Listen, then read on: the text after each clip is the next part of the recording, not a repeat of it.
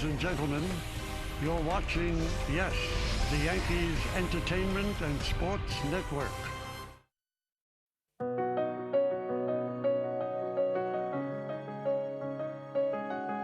Have we ever wanted spring training more? A warm sun bringing us out of one of our darkest winters. The hope that all 30 teams bring to camp has never been needed as much as now. The welcome diversion of the crack of the bat and the thud of ball against level is a symphony to the senses. Today, the Yankees take the field for the first time in 2021, brimming with confidence, a team loaded with promise, looking to be the last one standing in October. Sun, hope, a fresh start. The waiting is over.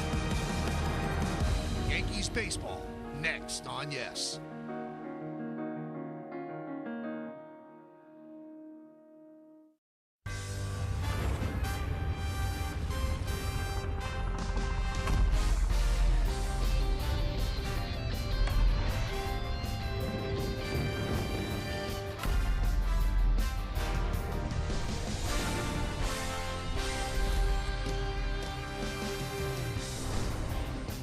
Oh, it's going to be a big day in Tampa, Florida. Aaron Judge is looking for a big season. Stay on the field, put the numbers up. DJ LeMahieu, coming off another batting title, is locked in for 6 more years in pinstripes. And Gary Sanchez trying to erase 2020 and go into 2021. It's a gorgeous day. Fans are going to be in the ballpark. It's picture perfect here in Tampa, Florida. And it is time for baseball as the Yes Network presents New York Yankees baseball.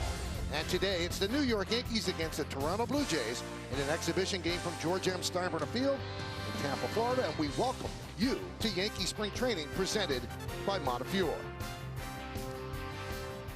Hi, everybody, and welcome to Yankees Baseball. Along with David Cohn, I'm Michael Kay. This is our 20th season of Yankees Baseball on Yes. It's gone by quickly, and the reason why, every single year, the Yankees put out a representative team with a chance at a championship. This year is no different, David, and obviously they think that they could be celebrating at the end of October. And rightly so. I mean, the Yankees are loaded. Offensively, they should score the most runs in the American League. All the projections are really favorable to the Yankees' chances this year. But, of course, it's the starting pitching. As apropos, that should be number 1 on the list. It is. Who fills in behind Garrett Cole? Especially anxious to see Corey Kluber and his bounce back this year. And then, of course, the health of Judge and Stanton. How many times can they be in the lineup together this year? And what kind of numbers will they put up? And then, of course, the lightning rod. Fairly or unfairly, it's always on Gary Sanchez, and it will be again this year, especially early in the year, so he needs a good start. We are pumped up. We hope that you're pumped up as well. It's a 7-inning game today, but it's perfect. Look at it. Lineups, first pitch, baseball, Yankees, Blue Jays next, right here on Yes.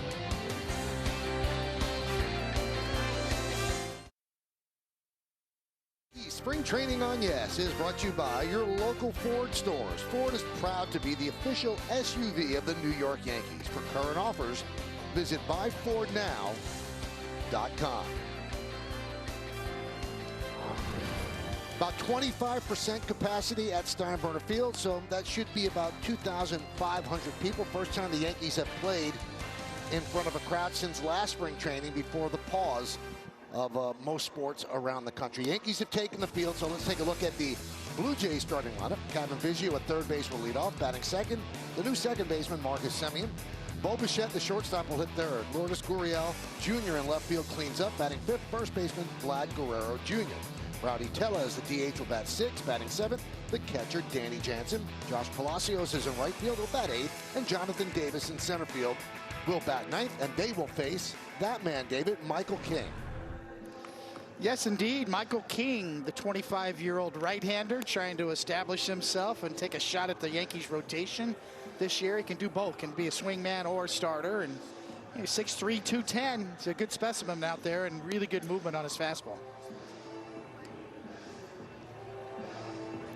Take a look at the scouter report, and as we just said, that excellent moving fastball, two-seam movement. He can shred the inside corner on lefties with it. It is his bread and butter. Now the key for him is the refined secondary pitches. He's been in the gas station, as Meredith Marakovits likes to call it, the Yankees' new biomechanics laboratory, and he's coming up with more of a curveball, you know, sort of getting better spin on his breaking stuff, and then also working on his changeup. So that's a key for Michael King to be able to get those things under control and develop his secondary pitches. Well, it all begins the long journey that the Yankees hope will end at the end of October. Biggio is ready. King is ready. Let's do it in Tampa. First pitch is swung on and skied to left field. Clint Frazier's there. One pitch, one out.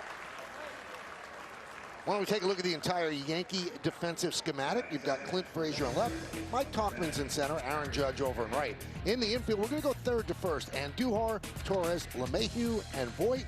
And Robinson Chirinos behind the plate. And David told you all you need to know about Michael King on the mound. Fourth year at the helm for Aaron Boone. And Marcus Semien takes outside. Now we're running a little bit of a triangle offense. All right, so I'm doing the game from the Northeast. David is on the east coast of Florida, and Meredith Marakovits will join us during the game. She is actually at Steinbrenner Field. So because of COVID protocol, that's the way we're doing it. That ball mishandled on the backhand by Judge, and Semien will reach. And also a reminder, this is a 7-inning game today, mutually agreed upon by both managers. Well, the last thing you need in the first inning of a spring training game is a collision between your center fielder and that guy in right field, or a dive that we've seen, you know, that big body dive before and come up injured. So the right call by Aaron Judge. Go ahead and pull up, even though you kind of clanked that off the heel of your glove. Here's the shortstop, Bo Bichette, as Semien has reached. Nice scoop there by Voit. Save an error on King.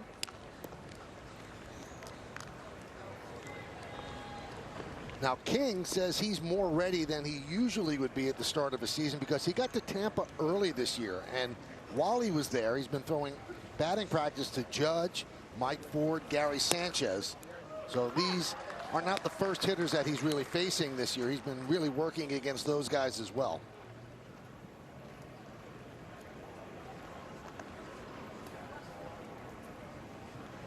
Nine games last year for King.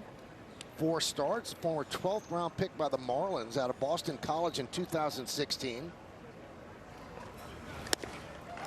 Swing and a miss. A good-looking changeup from Michael King, as we talked about his refinement of secondary pitches, and from a right-handed pitcher to a right-handed batter, that's as good as it gets.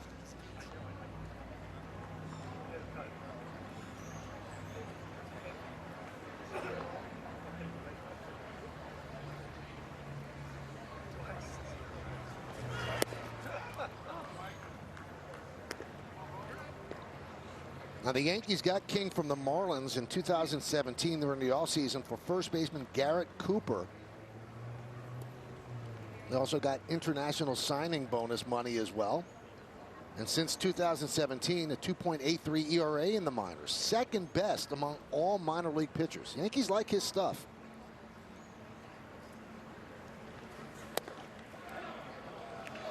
Now, David, the top 4 spots in the Yankee rotation, gambling that health is fine, they're locked in.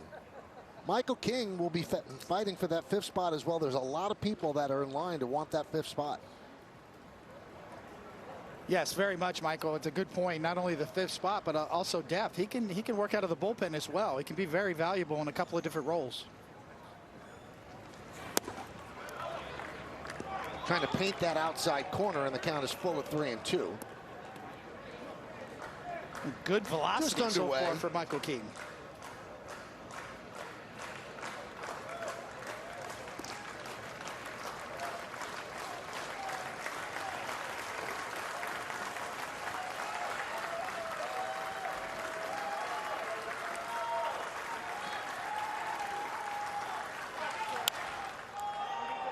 Fouled away.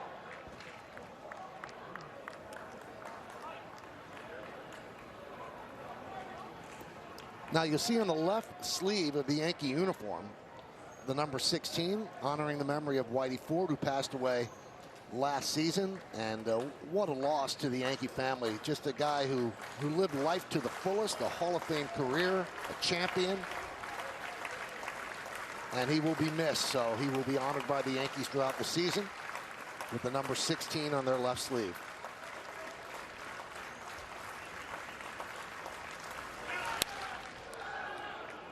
Bichette hanging tough.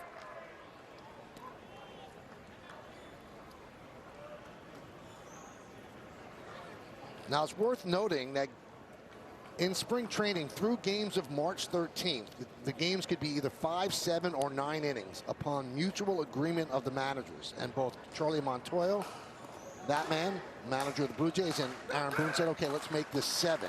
And games from March 14th to the end of spring training can be either 7 or 9.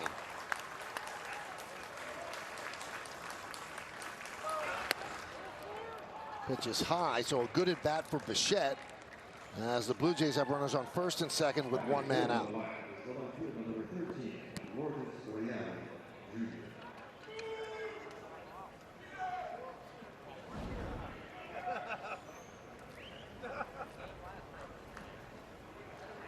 So here's Gurriel, hit .308 last year, which was 6th in the American League. Also was a finalist for the Gold Glove in left field.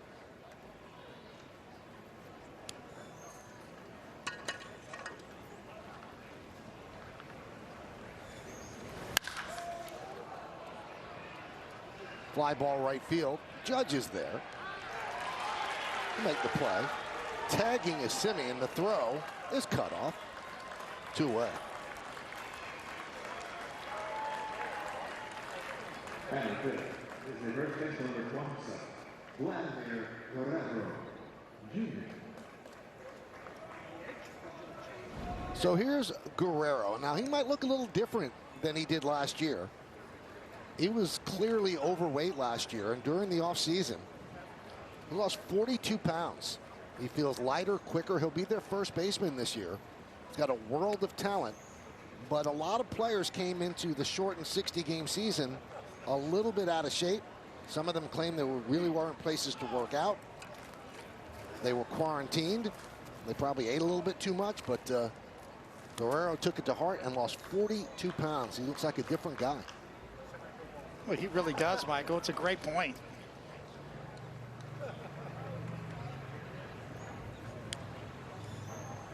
And that's a huge number, 40 pounds for a young man with a world of talent.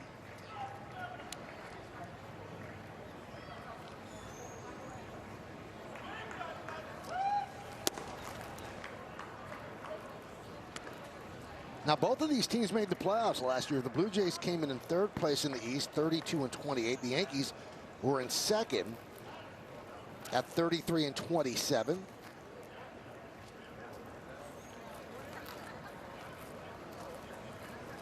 Blue Jays lost to Tampa Bay in the first round, 2-0. Yankees beat Cleveland 2-0 in the first round. And then the Yankees lost in 5 games to Tampa Bay. And the Rays went on to lose to the Dodgers in the World Series. You know, Michael, it was a big breakthrough for the Toronto Blue Jays organization to get a free agent to take some big money to go up north. And obviously George Springer is that guy, not here today, but that's a big breakthrough for that franchise.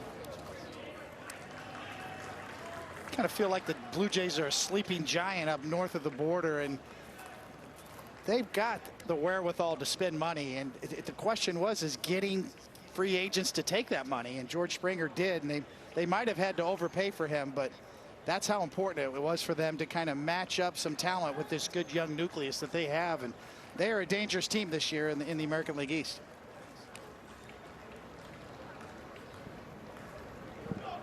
First and third with 2 men out, and that one hits Guerrero. Kept bearing in on him, and the bases are loaded.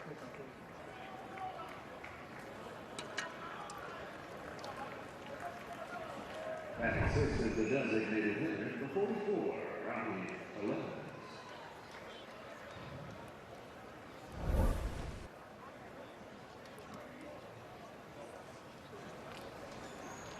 So a quick conversation with Robinson Chirinos.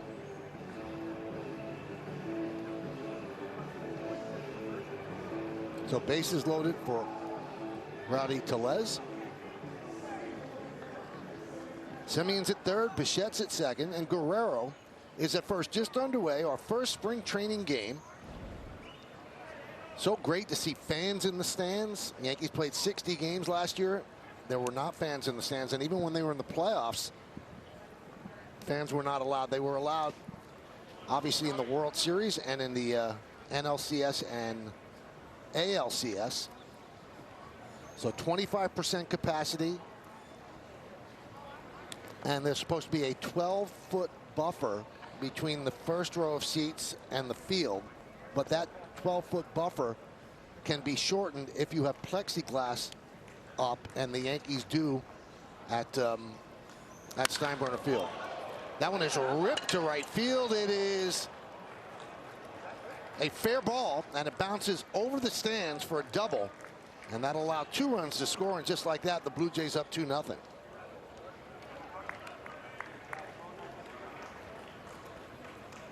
Batting seventh, the catcher, number 9, batting Jansen. See, King tries to cut that fastball in on Tellez, and he beats him to the punch and keeps it fair. One bounce over the wall. That probably robs Tellez of another RBI on that ground rule double, but nonetheless, 2 are on the board now here in the first.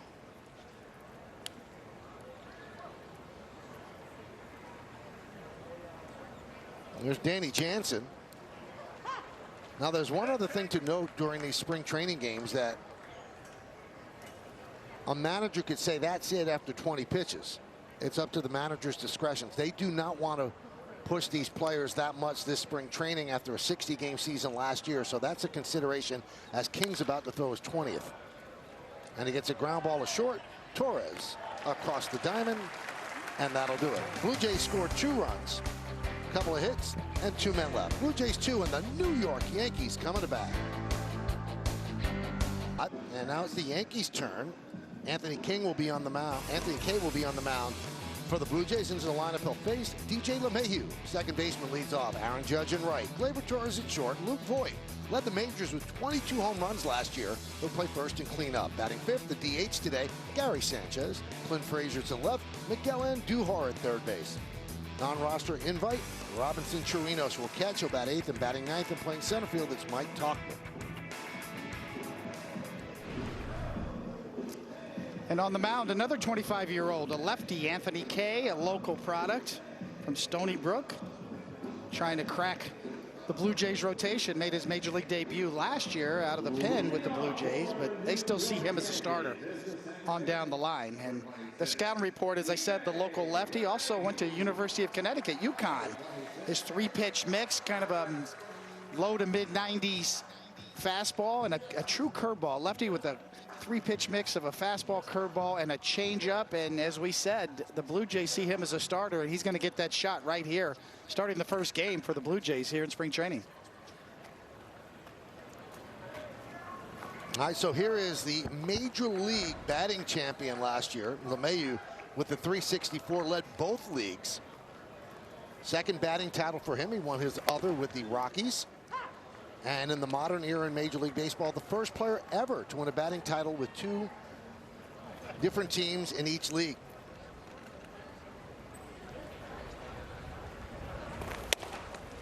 Coming off that season, LeMahieu was a free agent. Tested the market, made it very clear he wanted to come back to the Yankees.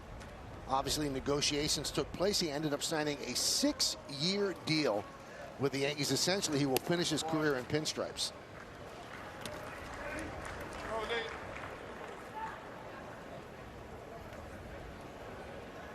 Aaron Judge on deck.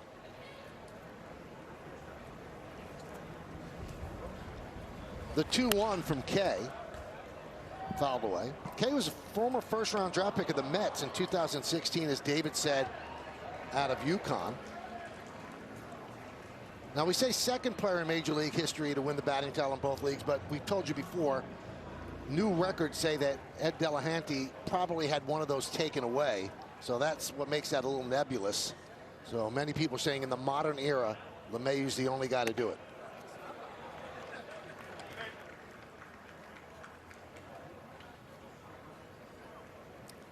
So LeMahieu has worked the count full.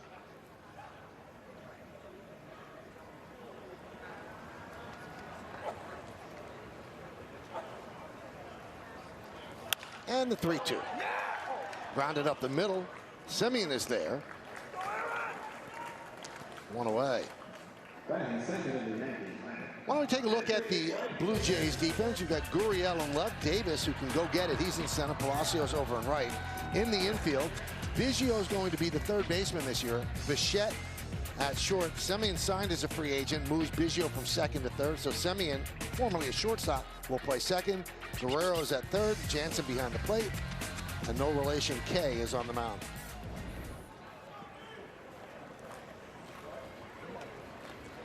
Here's Aaron Judge. And a strike.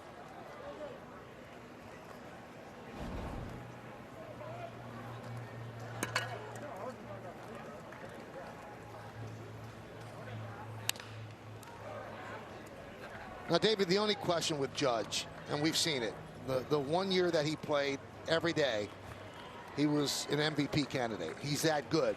He has to stay on the field. If he stays on the field, the numbers will be there. Yeah, it is. It's the ultimate question, and a lot of the talk in the offseason of his training regimen. More stretching, little yoga.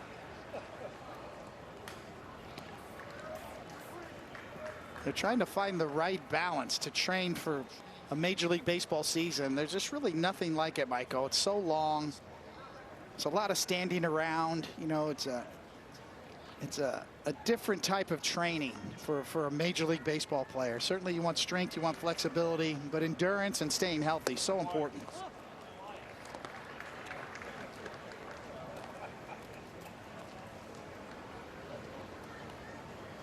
And it's the second year of the organization, really the first full year the Yankees have been working with their director of player health, Eric Cressey, who's so well respected in the industry, and incorporated some yoga and stretching for guys like Judge and Stanton, big guys. And usually don't see guys that big in Major League Baseball, but obviously they've got the skill set, and when they're on the field, they're outstanding. 2-2. Low, 3-2.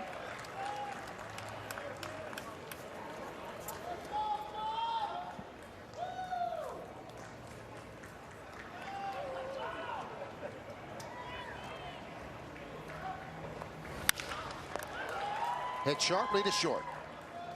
Bichette will get Judge to the second out. Let's bring in Meredith Moragovich. She is the lone member of our crew that is actually at Steinbrenner Field, and Judge did change his offseason regimen, right? He did, Michael, and a lot has been made about the yoga, but when Aaron Judge was asked about it, he said that's always been a little bit of a part of his offseason. It was more the modifications they made, incorporating a lot more medicine ball and movement stuff. Judge went on to say he thinks a lot of that explosive movement stuff is really going to help. A lot of less straight bench pressing and squatting, instead doing some of that stuff to kind of simulate quick motions that he would have to make out in the field. They are hoping that that pays high dividends, and Judge was just glowing, talking about how healthy he felt coming into camp. If you remember back to last year, he had a broken rib that he did not know about, and he even made a joke, it's a lot easier to swing when you don't have a broken rib. He looks good. He's ready to roll. Just getting a swing down before the Yankees will open the season on April 1st against this Blue Jay team at Yankee Stadium.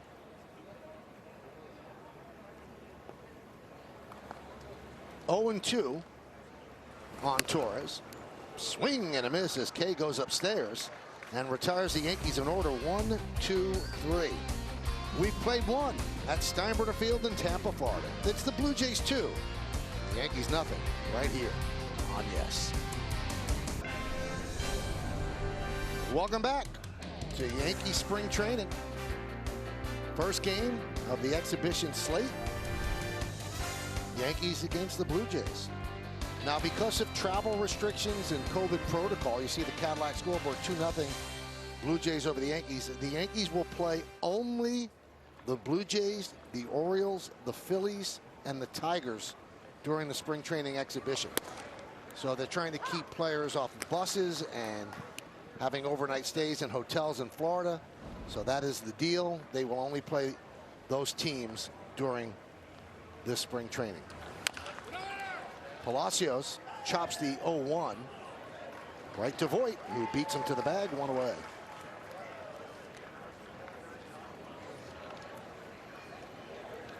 Oh, they called it a foul ball. Voit tried to steal it.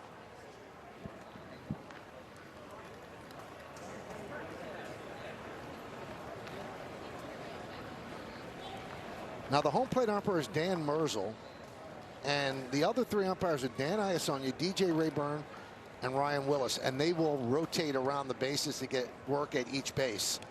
So we just know that Merzel is always going to be at home plate. 1-2.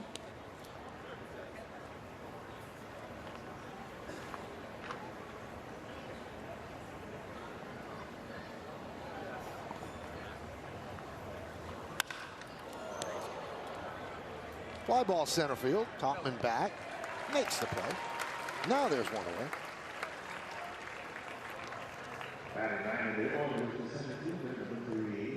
Now the Blue Jays, because of the COVID situation and the fact that the country of Canada is closed off from visitors, where you'd have to quarantine for 14 days before you could go out in a city in Canada, they will start the season playing regular season games at their spring training facility in Dunedin. And they've locked in their first 2 homestands in Dunedin, and then they will reestablish after that if the protocols have changed between the United States and travelers into Canada. And that one clips Jonathan Davis, just got him on the way by. So second hit by pitch. Runner on first with 1 out. It'll be the second hit batter for Michael King here. This one, a front door cutter, just barely grazes.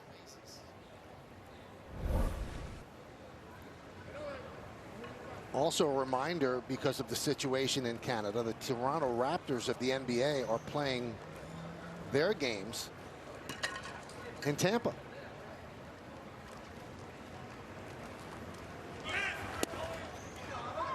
There's a strike, runner goes, and Davis is safe with a stolen base.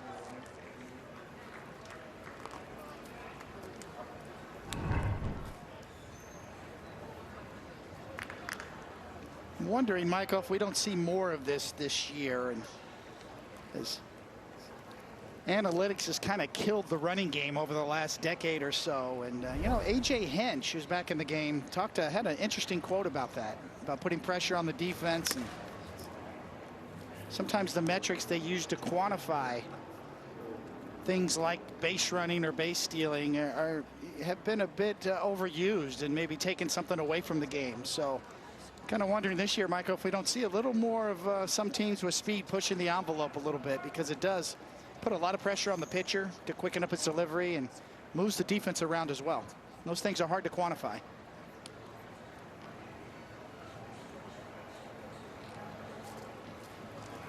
The 0-2. Sky deep into left center field, giving chase is Frazier. It's over his head. That'll go up against the wall. Davis will score easily, and Biggio is at second with an RBI double. It's 3-0 Toronto.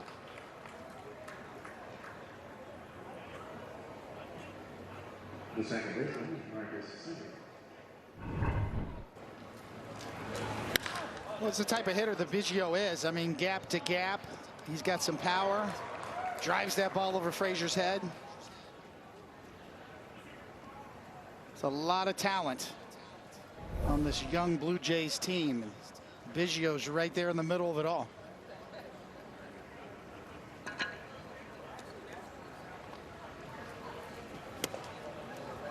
Semien swings and misses.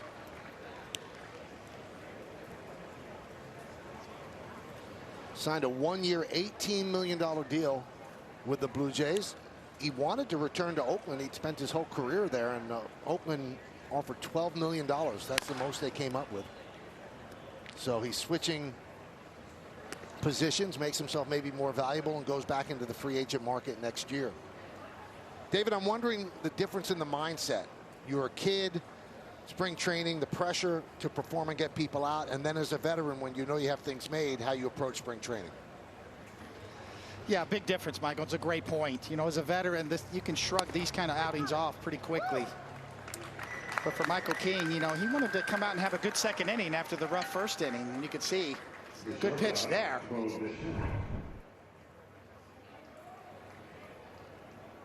Little changeup, turns it over, down and in, gets the call.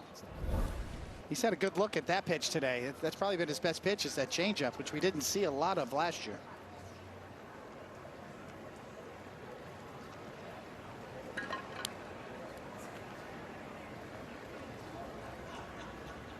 Here's Bo Bichette.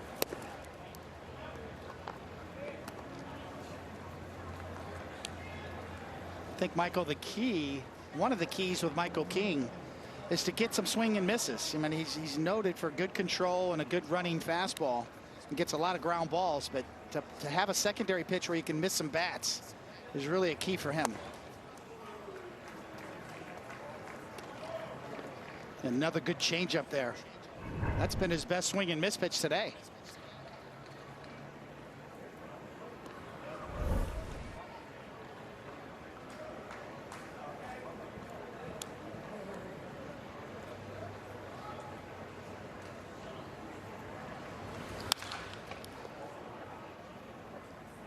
One and two.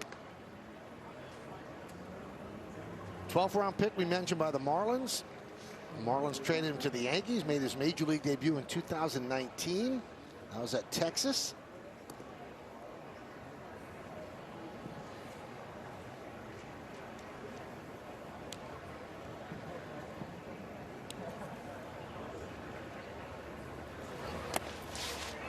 Nice stop by Chirinos.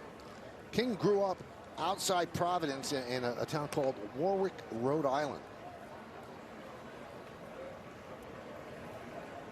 And he is impressed in the minors. We told you the minor league ERA, second best over that time of all Major League Baseball. In 2018 at AAA, he had a 1.15 ERA.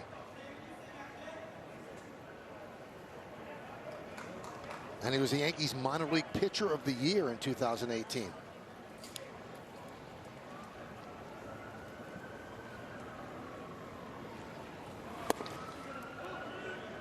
And King was fortunate, one of the youngsters in the Yankee system that was at the alternate camp last year and also made the big leagues, pitched in 9 games. But there are so many minor league players that lost a year of their development. There was no minor league baseball last year. So they had to train on their own, obviously with the guidance of the team. But facing live batters and batters facing live pitching, it didn't happen for an entire year for most of the minor leaguers in Major League Baseball or minor league baseball. It's going to see, or we will watch to see the impact that has moving forward.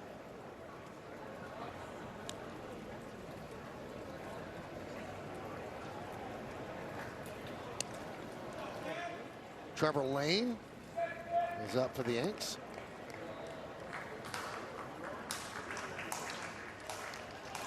So a 3-2 count, runner at second, 2 men out, 3-0 Toronto. Top of the second of a 7-inning game.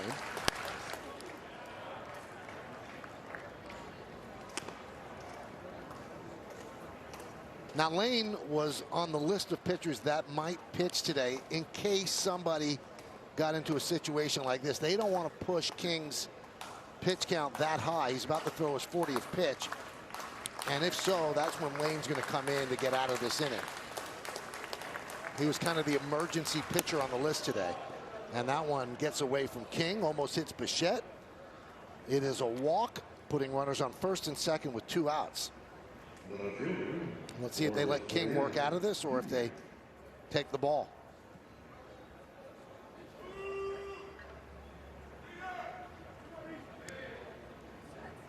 So here's Gurriel with a fly ball to right in the first inning. You've got Biggio at second and Bichette at first. A couple of big leaguers' offspring. Craig Biggio and Dante Bichette. Pitch outside.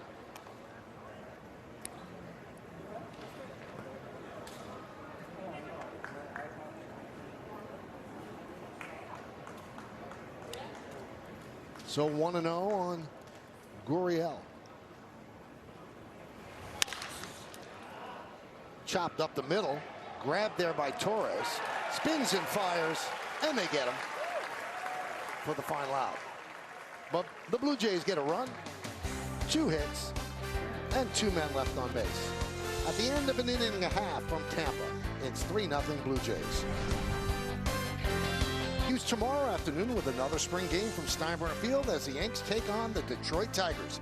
Catch all the action tomorrow starting at 1 right here on Yes, and we're excited. Scheduled to pitch for the Yankees, Garrett Cole and newly acquired Jameson Taillon. Luke Voigt takes upstairs as we start at the bottom of the second. Cadillac scoreboard 3-0. Blue Jays over the Yanks. Anthony Kay in his second inning of work.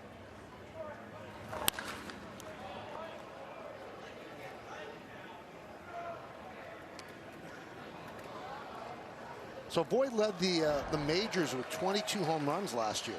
Had a really good 60-game season. He played in 56 of them, 52 ribbies. You extrapolate that over 162, and those numbers could be eye-opening. Remember, he played most of the year with a foot issue.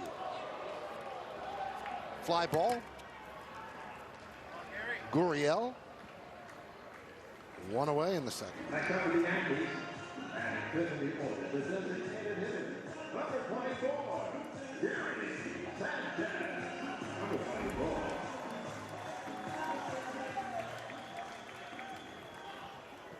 So here's Gary Sanchez. His story has been told and told and told. He had a bad year last year. He admits it. The Yankees admit it. Hit 147 and went to work during the offseason and is trying to return to the form that made him such a promising player in Major League Baseball. But 147, it just seems incomprehensible that a player of that talent could hit that number.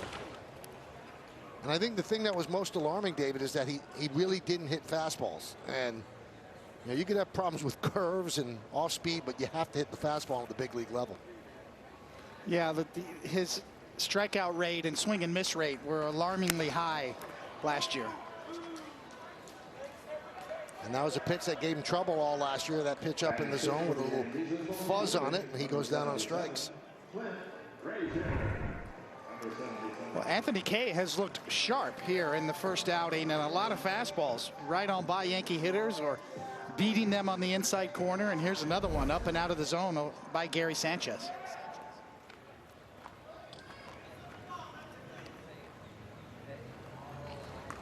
Here's Clint Frazier. He has been anointed the Yankees starting left fielder by Aaron Boone.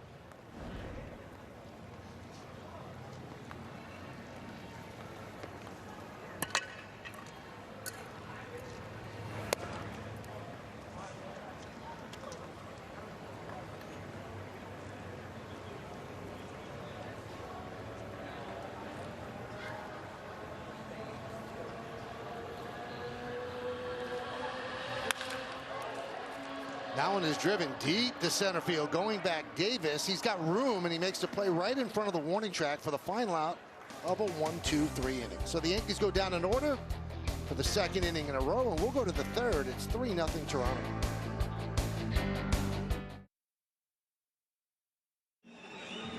We go to the third inning on the Montefiore scoreboard. It's 3-0 Blue Jays over the Yankees. Looking for a souvenir. So great, again, to see fans in the stands.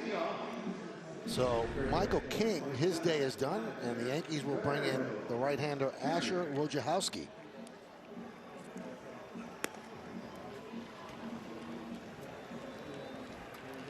Right-handers always had good stuff, a good arm, a live fastball that moves all over the place.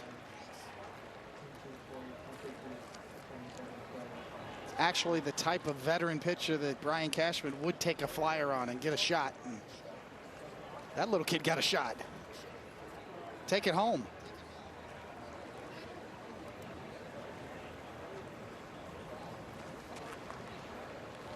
So Wojciechowski, a 32-year-old, has pitched for the Astros, the Reds, most recently with the Orioles. He's banged around. Drafted in the first round by the Blue Jays way back in 2010 out of Citadel.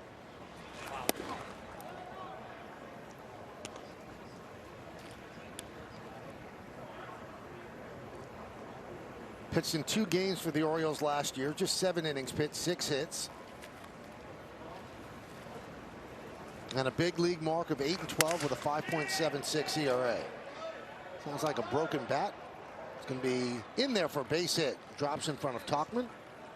So Guerrero picks up a single. The designated hitter, Rowdy Tellez.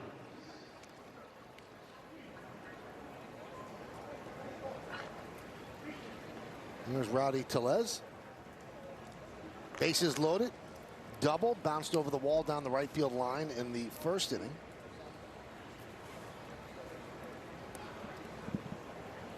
Wojciechowski pitched for the U.S. Collegiate National Team in 2009. He was in the rotation with Garrett Cole, Trevor Bauer, Sonny Gray, and Drew Pomeranz.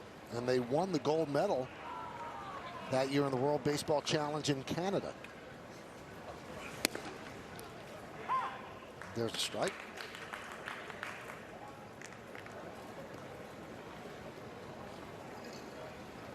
Remember, today's game is scheduled for just 7 innings. Boone and Montoyo, they agreed upon that a couple of days ago.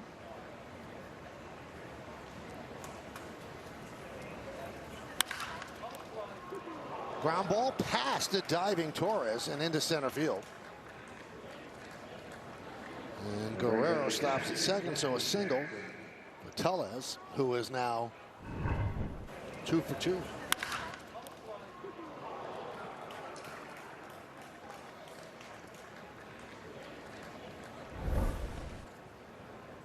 You might have heard in the background a fan yell double play. His voice had more range there than Glaber, as Glaber couldn't come up with it. It was a very hard hit.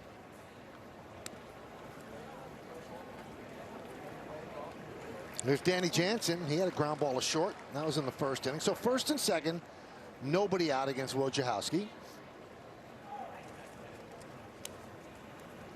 Now that was Andujar because they were shifting, so it was past Andujar, not Torres. So David, do you like the new score bug? Brand new for 2021. I do. It's very clean looking to me. We hope all of our viewers like it. I'm sure we'll get feedback, but we think it looks pretty clean, as David said.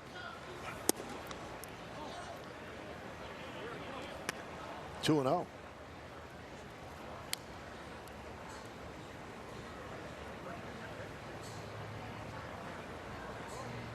Palacios is on deck.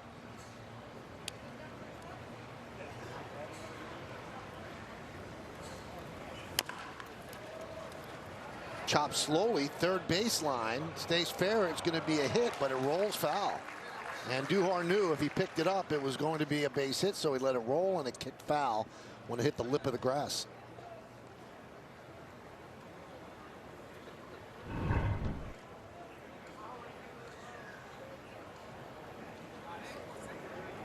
Right there, that kick.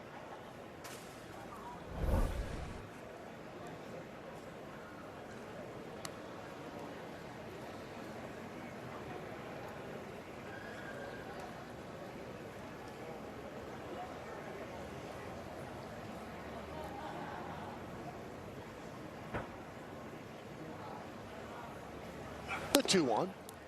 Now Jansen liked last year to hit against the Yankees. Boy, did he ever. Hit 139 against all of Major League Baseball when you extract the Yankees. Against the Yankees, he hit 421, and 3 of his 6 home runs came against Yankee pitching.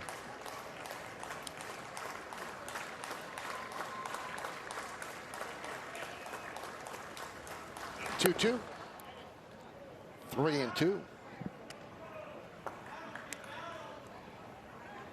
You know, Michael, there's just no way to explain that. You know, maybe you talk about maybe, you know, players have another player's number or a pitcher.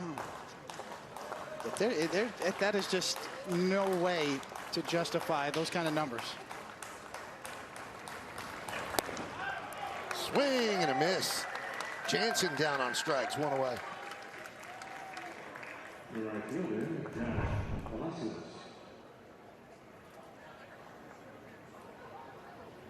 It's a good-looking slider there from Wojciechowski. Not much luck this inning so far, so took it on his own to get a strikeout for the first out.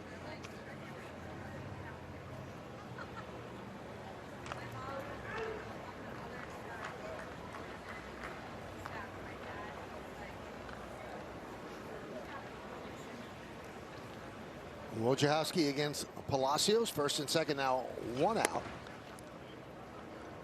Now, we mentioned the Blue Jays made the playoffs last year, one of the wild cards, and they really didn't have a home because it was unsettled whether or not they'd be able to play in Toronto. They started the season on a 13-game road trip, which was 20% of the season. Then they eventually settled that they would be playing in Buffalo. And in Buffalo, they were 17-9. And they were 7-2 in their last 9 home games. But their season kind of turned around. Everybody watching the game probably remembers this. They came into the Bronx for a 3-game series, and they were embarrassed. They were swept, and they were outscored 43-15. Yankees had a barrage of home runs in that series, and you figured that the Blue Jays were done.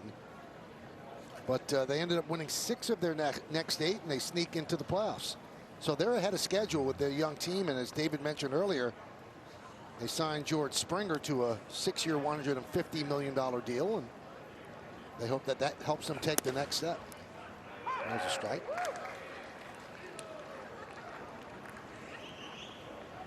And David, I would guess that no one's going to question the offense of the Blue Jays, especially with the addition of Springer.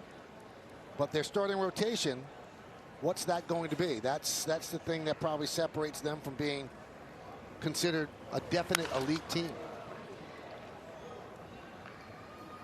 Foul ball. Yeah, somebody like an Anthony Kay really stepping up would be a huge lift for them. Blue Jays do have some good young prospects too. Nate Pearson, one of the best young arms in the minor leagues. Upwards of 100 miles an hour on his top end velocity, is a pitcher they're looking at closely to break through.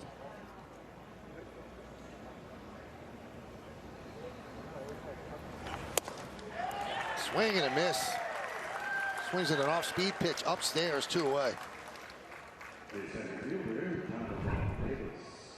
Nice little comeback from Wojciechowski here. See, kind of a backup slider there.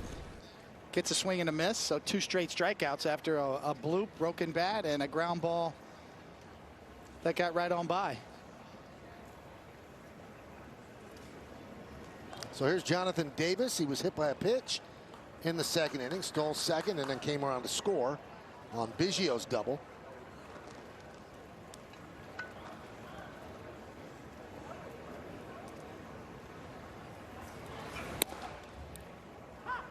Last strike.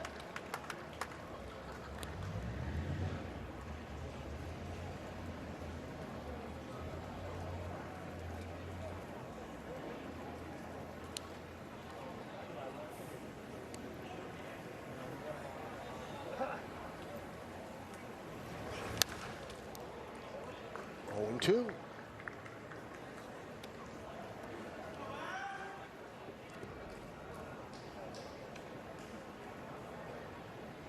Blue Jays with 2 in the first and 1 in the second. The Yankees have gone up 1-2-3, 1-2-3 in their first 2 innings offensively.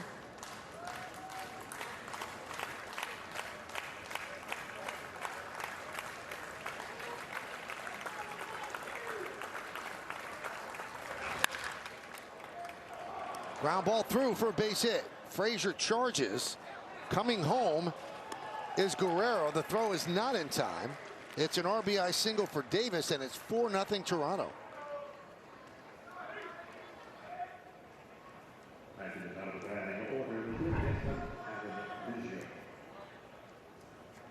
Well, these are backbreakers for pitchers, Michael, and you're 1 pitch from getting out of this. 2-out RBI. Jonathan Davis, a good job there, finding the hole, getting the bat head out, pulling that pitch just enough. Blue Jays now 4 spot on the board.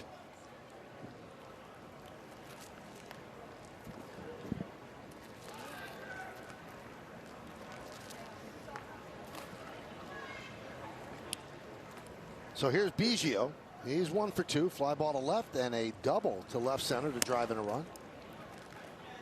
Pitch is high. 1-0.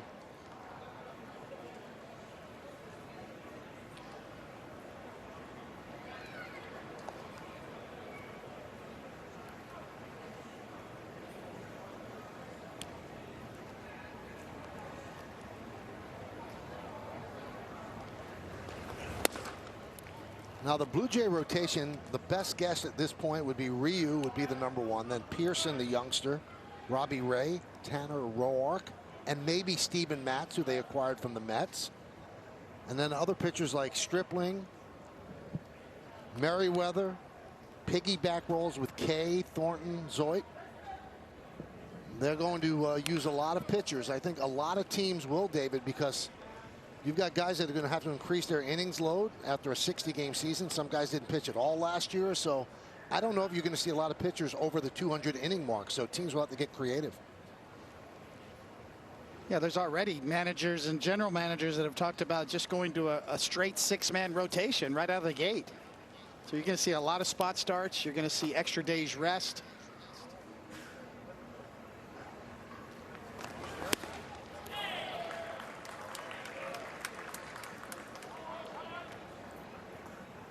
It's almost like, Michael, we're reverting back to the ball in the shoe category. But back in the 50s, Don Larson didn't know he was going to pitch in the World Series game that he threw the perfect game until he got to the ballpark and saw a ball in the shoe.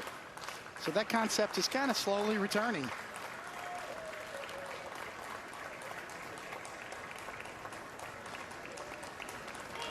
Two, 3-2. So that's going to release the runners, first and second, 2 outs. 1 run already in, 4-0 Blue Jays here in the top of the 3rd.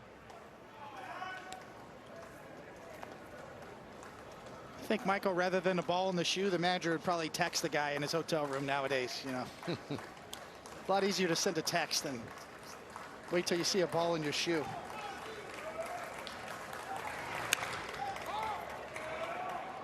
That one's popped up.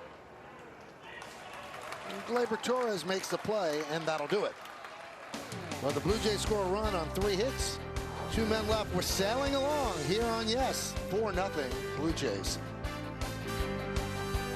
Our Yankees coverage today. Catch the latest episode of Joy to the World as host Ian Joy brings you uplifting stories from special guests in the sports and entertainment world. That's today after the game, right here on Yes. Some of the featured guests today: Hillary Knight, Olympic gold medalist in hockey; Blake Leeper, Paralympic athlete, world record holder; and Brandon Steinecker, the drummer of the band Rancid. Ian Joy is, in fact, a joy. That's a great show. Montefiore scoreboard, 4-0. Blue Jays lead. New pitcher is TJ Zoik. In the dirt, 1-0. 3rd inning, not a Yankee has reached base. TJ Zoik, Timothy James Zoik. He's 6'7", 25 years old. First round draft pick in 2016 out of the University of Pittsburgh.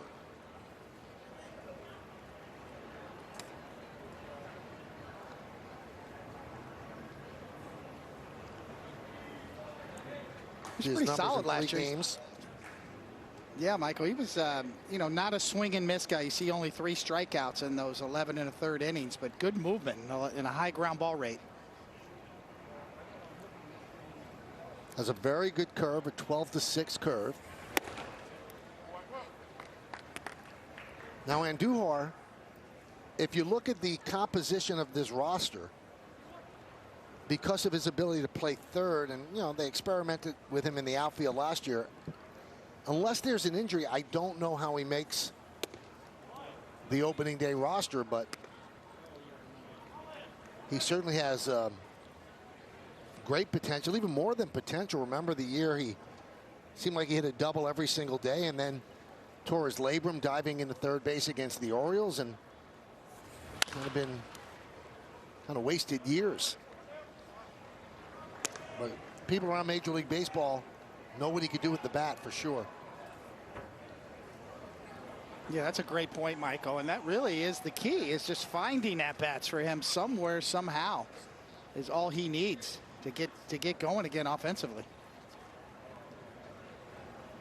He's going to turn 26 March 2nd.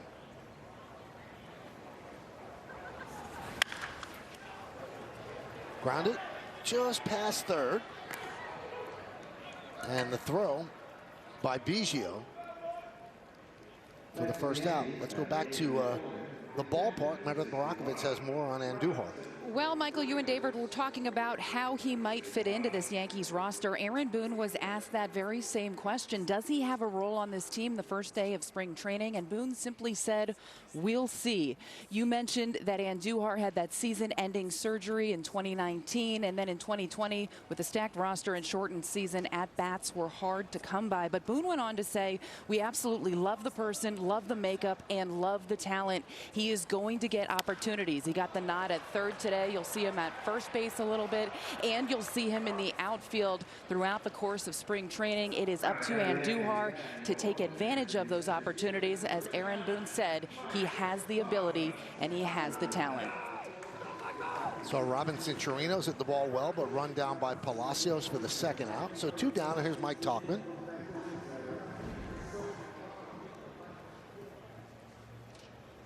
It's going to be an interesting battle to see how Tauchman makes the roster. You know, the Yankees signed Jay Bruce to a minor league contract. And Bruce also has the advantage where he could play first base. Derek Dietrich is also a guy that will be battling. And although they like Tauchman defensively, in fact, they love him defensively, David, he struggled last year, and he has revealed during the spring that he had a bad right shoulder last season.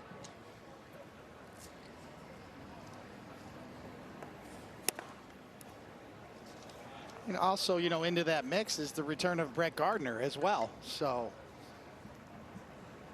you know, there are not enough spots for all the players that are candidates to be on that 26-man roster this year.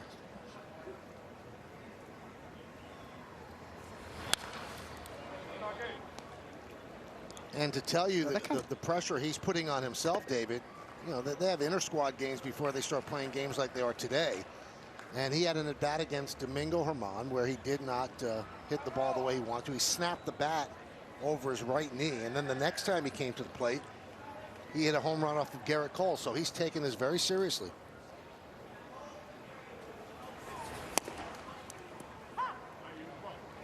Well, what Meredith Morakovitz told us really makes sense, because he just couldn't drive the ball last year like he did previously. Now we know that his shoulder injury was clearly a factor in his bat speed last year. No one's chopped to second. Semien. And another 1-2-3 inning for the Blue Jays as the Yankees go down in order. We've played 3. Steinbrenner Field is 4-0 Blue Jays.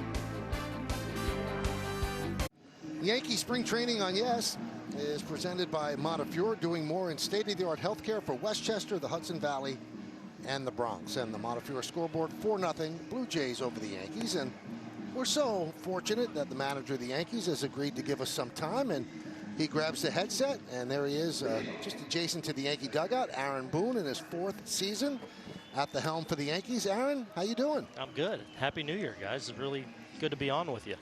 It's good to hear your voice. It's good to have you on.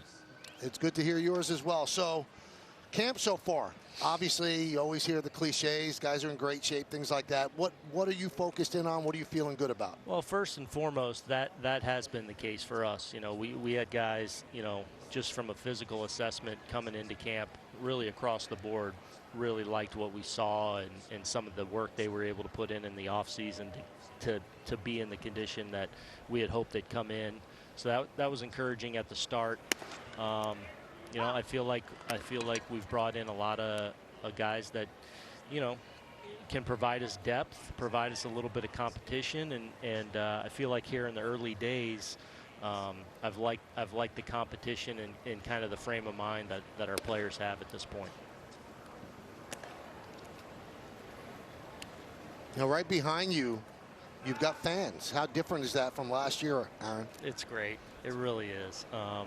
You know, I haven't experienced the no fans here, because obviously we're used to that before we left here, but it feels more normal, more like a normal spring, and hopefully we continue to add and add as we go on in the spring and into the summer, and we can get back to normal. But it is a welcome addition.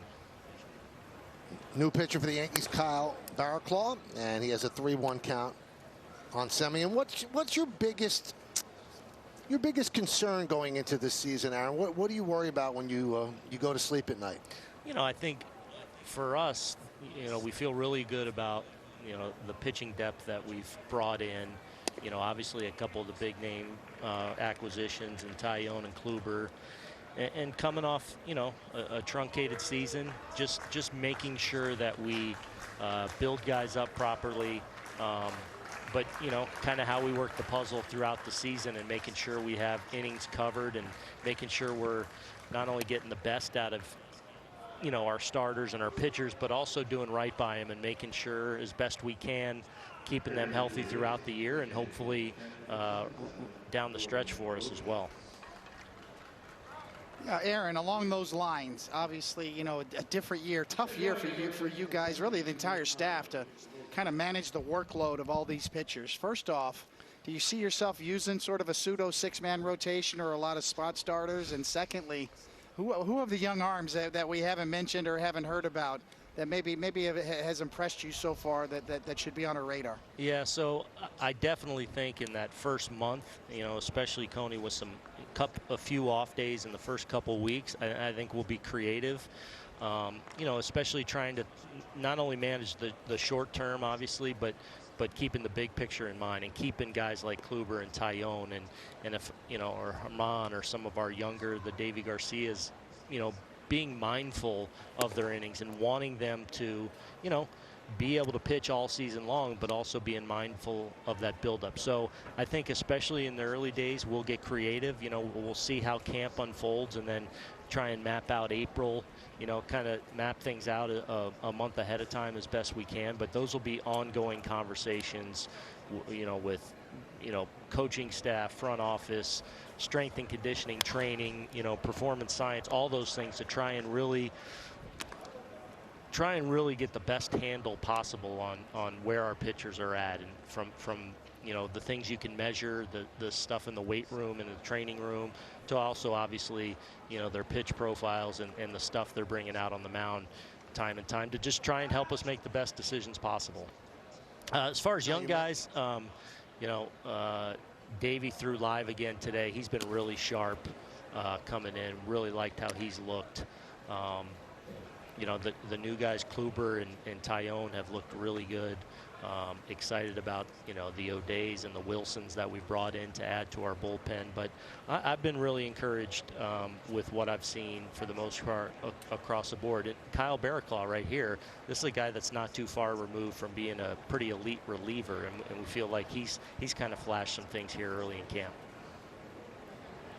1-2 on the pinch hitter, Jordan Groshans. And the pinch runner, Otto Lopez, dies back. You mentioned Tyone, who we're going to see tomorrow. We're doing the game tomorrow to be Cole and Tyone, so we're excited about that. And Kluber. And combined, Aaron, those two guys, the ceiling is so high, but combined they pitched 1 inning last year. Yeah. Are you flying blind on this? Even if they're healthy, are you worried? How much can you push them?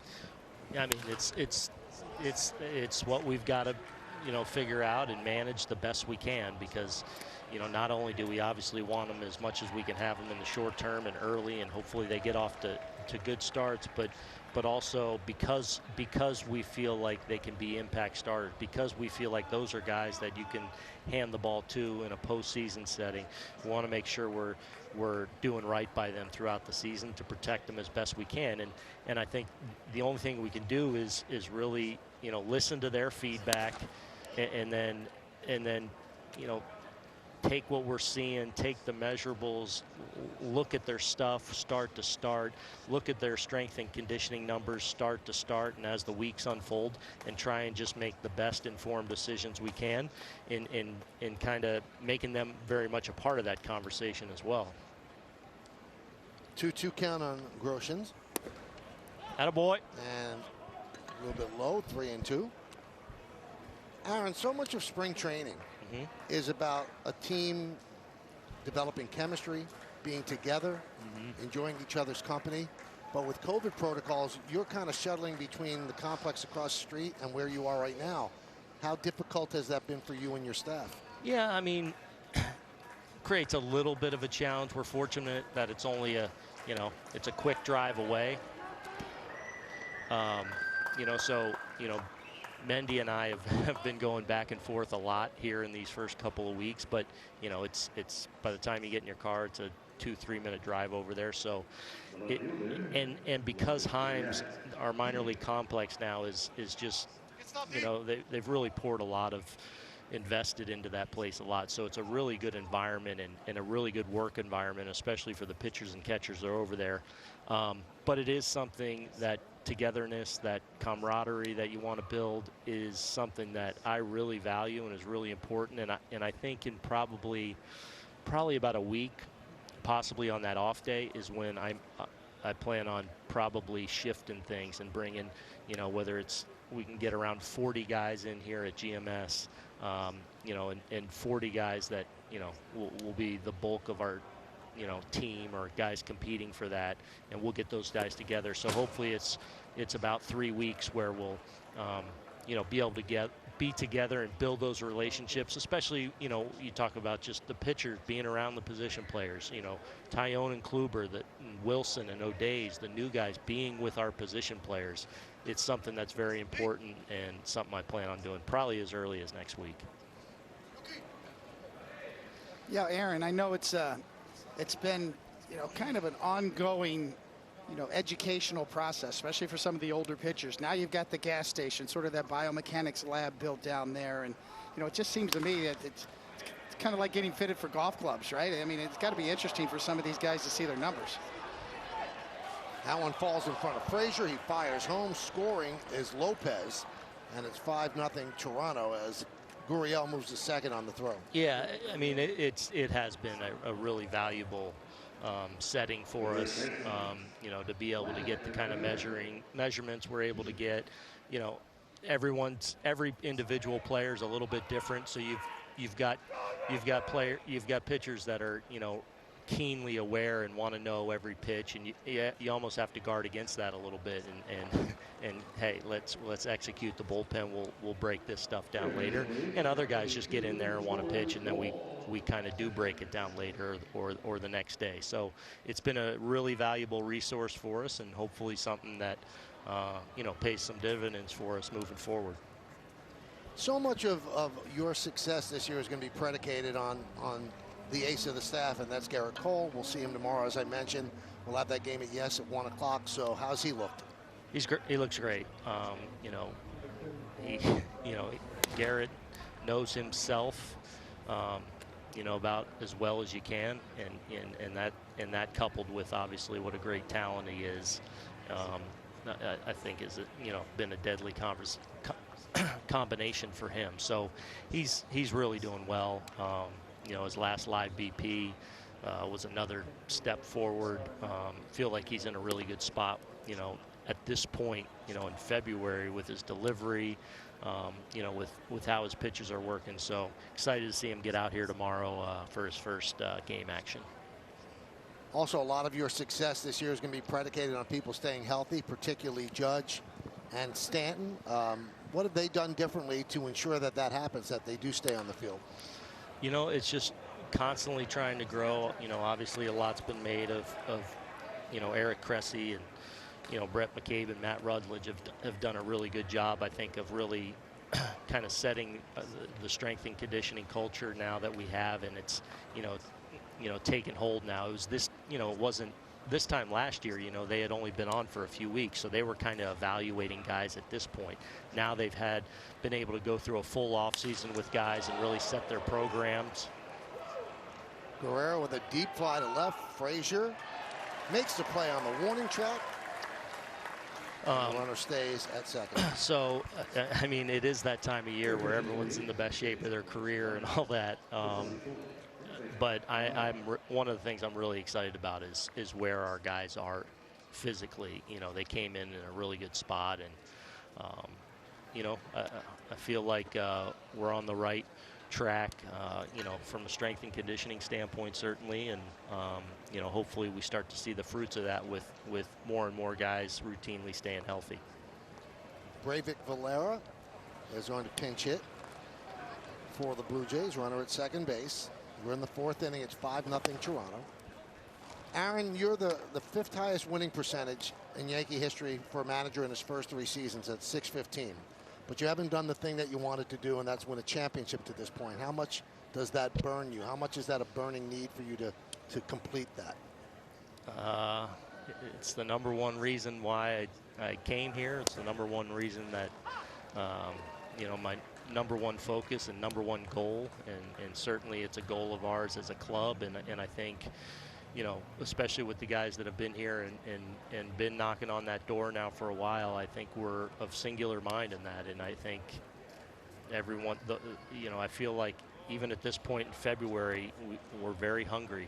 And that's something I feel like we've had these last few years. And the pain of falling short has really stung, but we're excited to go chase that down. And yeah, I mean, that's what it's about for us right now.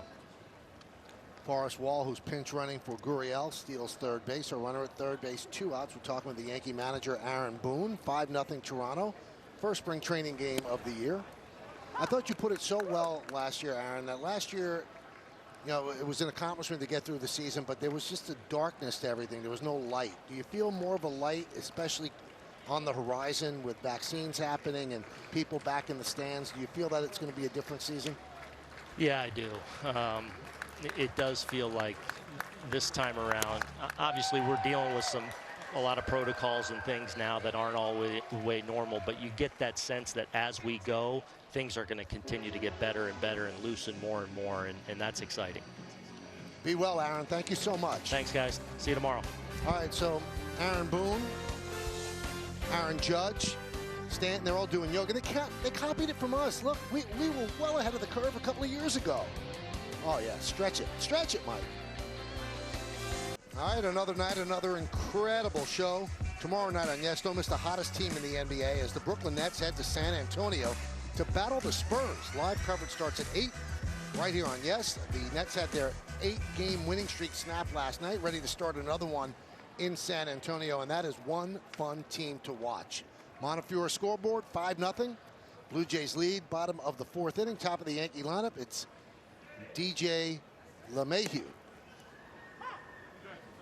And Zoik starts him off with a strike.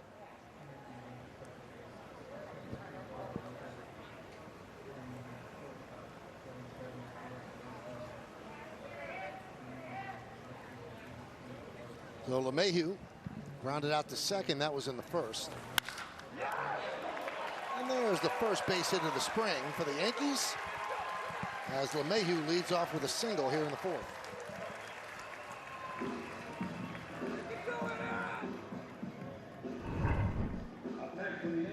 Well, there's just something about DJ LeMahieu's presence in this Yankee lineup.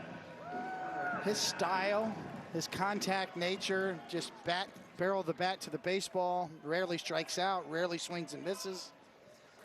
He just really is the perfect fit at the top of this Yankees lineup.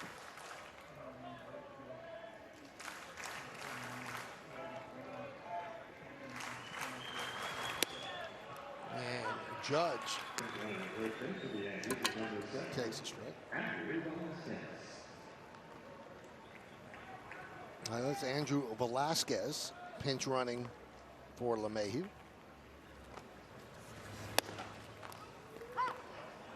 There's a strike.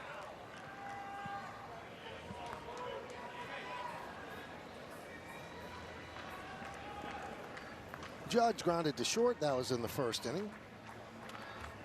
5-0 Blue Jays. 0-2 count on the Yankee right fielder. Zoik deals.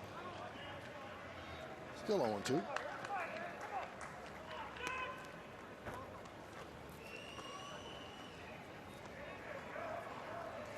Must be very special for Velasquez to put on those pinstripes. Went to Fordham Prep, local kid.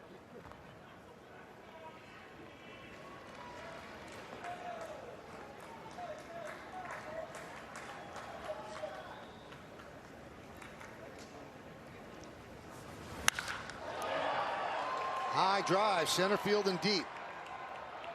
Davis back, and he makes the play for the first out.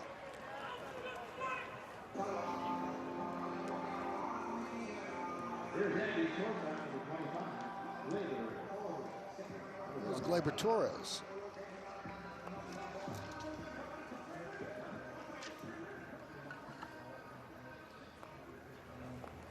That was Chavez Young, who was taken over in center field.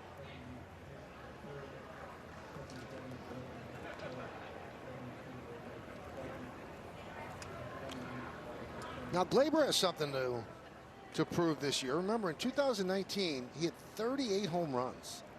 Last year, obviously in the 60-game season, he had just 3.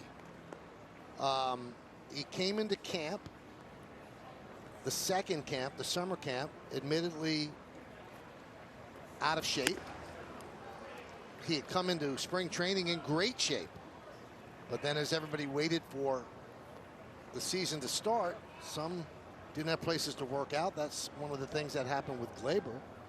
And he started off very, very slowly.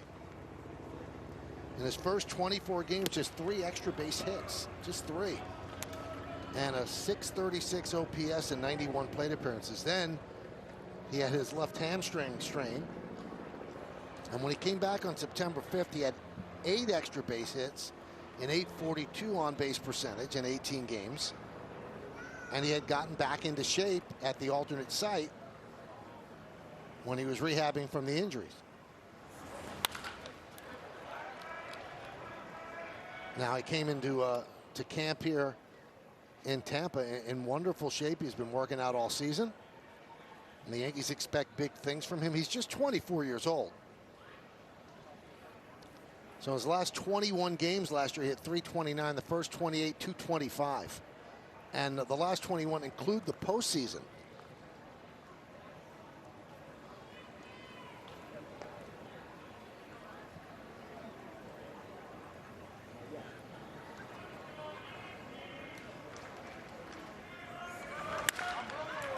That one is driven to left field. And that's going to be in there for a base hit. Cutting over his wall, and he plays it near the wall. Velasquez will be held up at third. It's a double for Torres. And the Yankees have runners on second and third with 1 man out. Well, you mentioned it, Michael. Maybe the first time in Gleyber's life that he really struggled last year in the first part of the year. And he certainly turned it around towards the end, and this is a classic Gleyber swing. He almost adjusts mid-flight on an off-speed pitch, and still he's able to keep his hands back, gets the barrel to the ball, and gets a double out of that.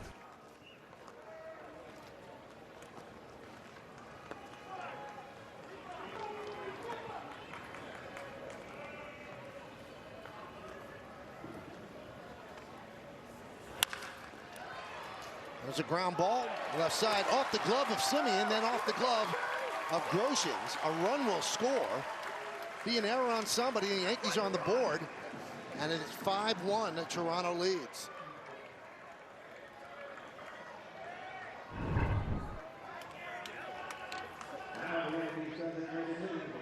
So Lopez bobbled, then Groshans, the shortstop, bobbled, and that allowed Voit to reach and allowed Velasquez to score.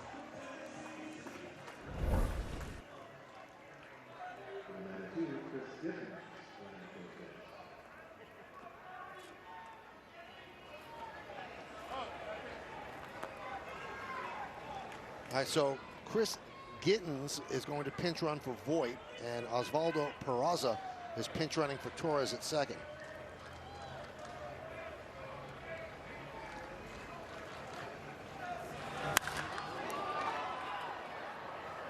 High fly ball. Wall makes the call and the catch for the second inning. Number 77, Clint Frazier. Number 77.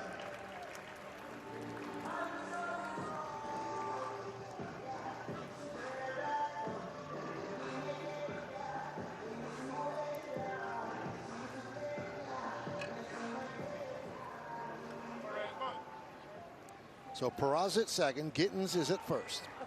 Yankees have their first run on the board. It's 5-1. We're in the bottom of the fourth inning of a 7-inning game. And here's Clint Frazier.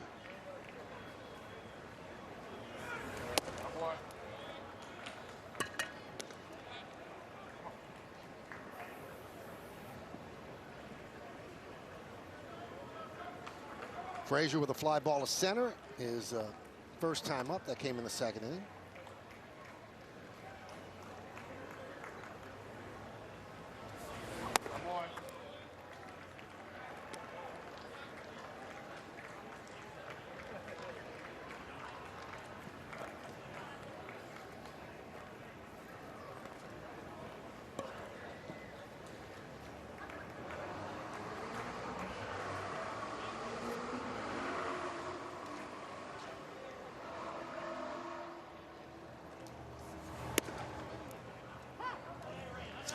Two and one.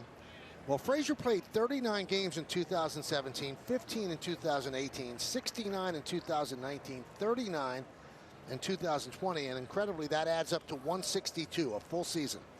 And he has a .258 average lifetime, 24 home runs, and 82 runs batted in. So even Clint said, you know, with all that time in and out and the uncertainty and the injuries, if you put a full season together, he's assuming that it's going to be better than 24 and 82, and the Yankees would be thrilled with that over a full year. So he's finally getting his shot this year. Remember, he was the 5th overall pick in the draft by the Indians in 2013. Grounded to third. Smith over to White, and that will do it. Yankees get on the board. 1 run, 2 hits, 1 error. 2 men left on base. We'll go to the 5th.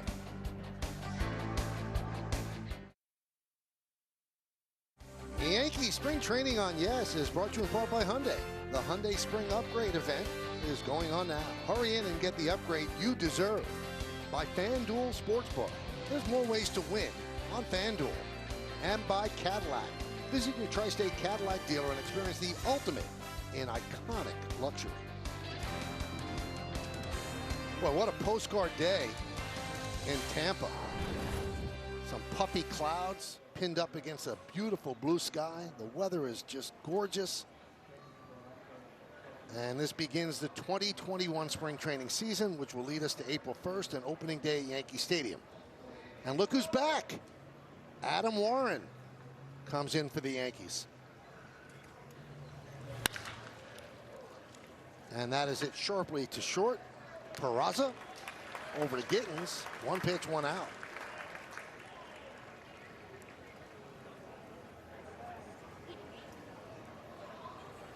Warren trying to make his 3rd tour of duty in Yankee pinstripes.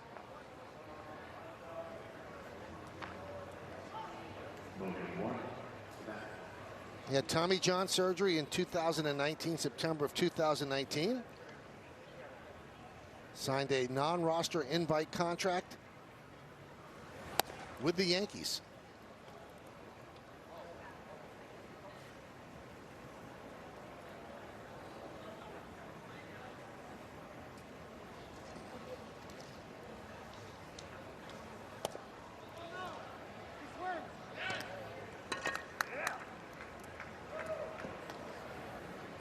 Logan Warmoth, 1-1.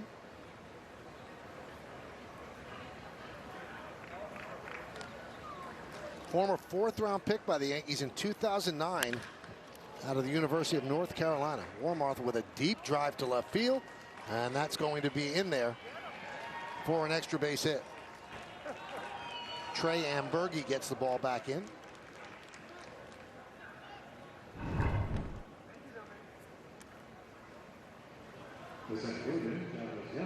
See a fastball right down the middle. Squared up fairly well into the gap.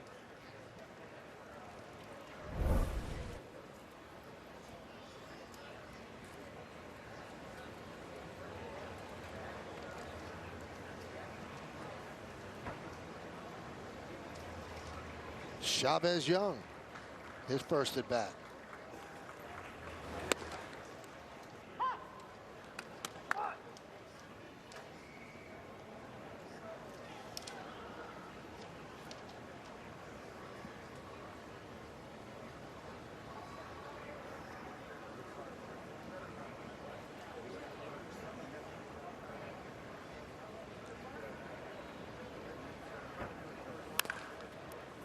right in on the hands. I think Yankee fans remember the style of Adam Warren. He never really was all that overpowering, but very dependable.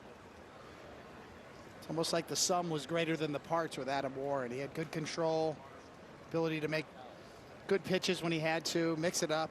Always had a good slider he could throw at any time.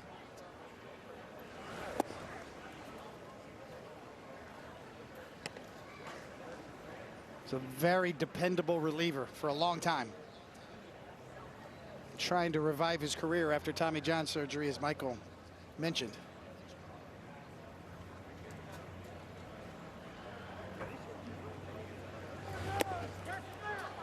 Did he hold up? No, he did not. He goes around. So Young down on strikes, 2 away.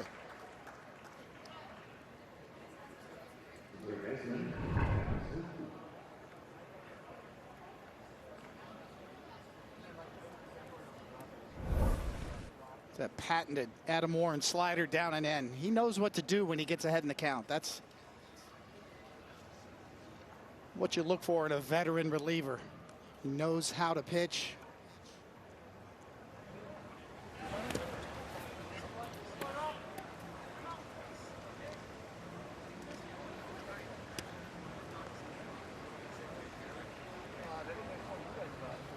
Kevin Smith at the plate. That's Rob Brantley now behind the plate for the Yanks.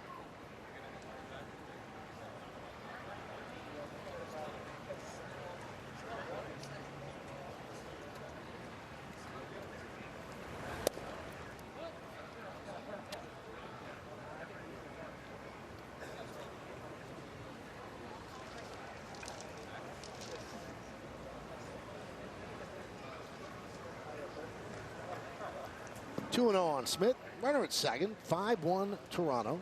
Top of the 5th inning. There's a strike. David, does he look any different than his other tours of duty with the Yanks? Very similar to me. I mean, he might not have all of his arm strength back as of yet. We've seen him in the past in the low to mid 90s. Right around 90 miles an hour so far here today in his first outing, but very good slider. The thing about Adam Warren was he was always kind of a, you know, a Swiss Army knife, so to speak, in that he could spot start. He could give you multiple innings at times. He could pitch in relief on the back end of games at times. Uses all 4 pitches. Almost a starter's repertoire for a reliever.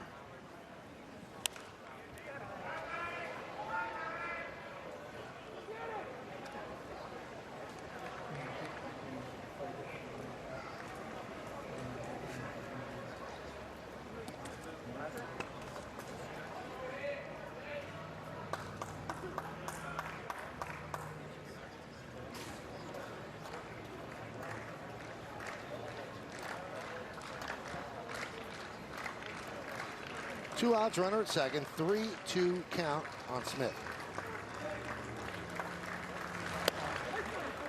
Strike 3. Smith down looking. No runs a hit, no errors, and 1 man left. The end of 4 1/2. 5-1. During photo day, the Yankees trying to make a picture-perfect season. Some of the images of spring.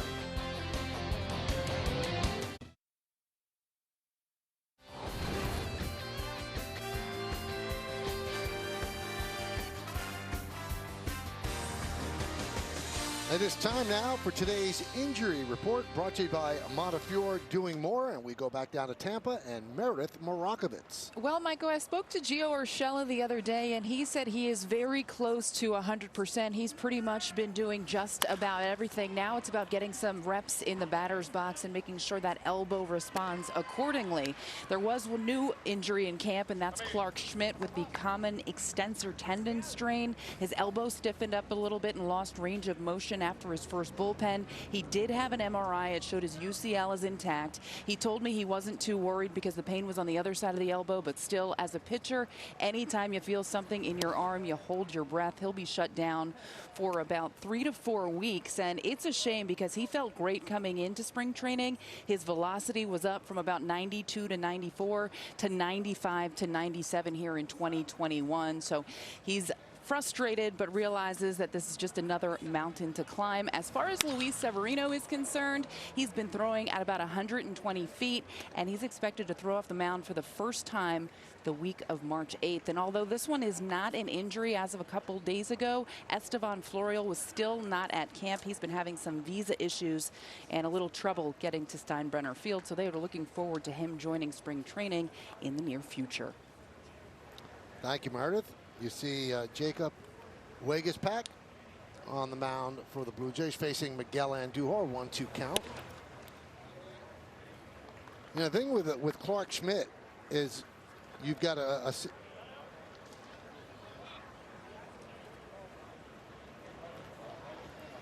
let me stop my story because we have Luke Voigt joining us right now. Luke, welcome to the broadcast. Michael and David here. How you doing? What's up, boys? How you guys doing? It's good to be back, and good to have you here instead of back in New York, huh?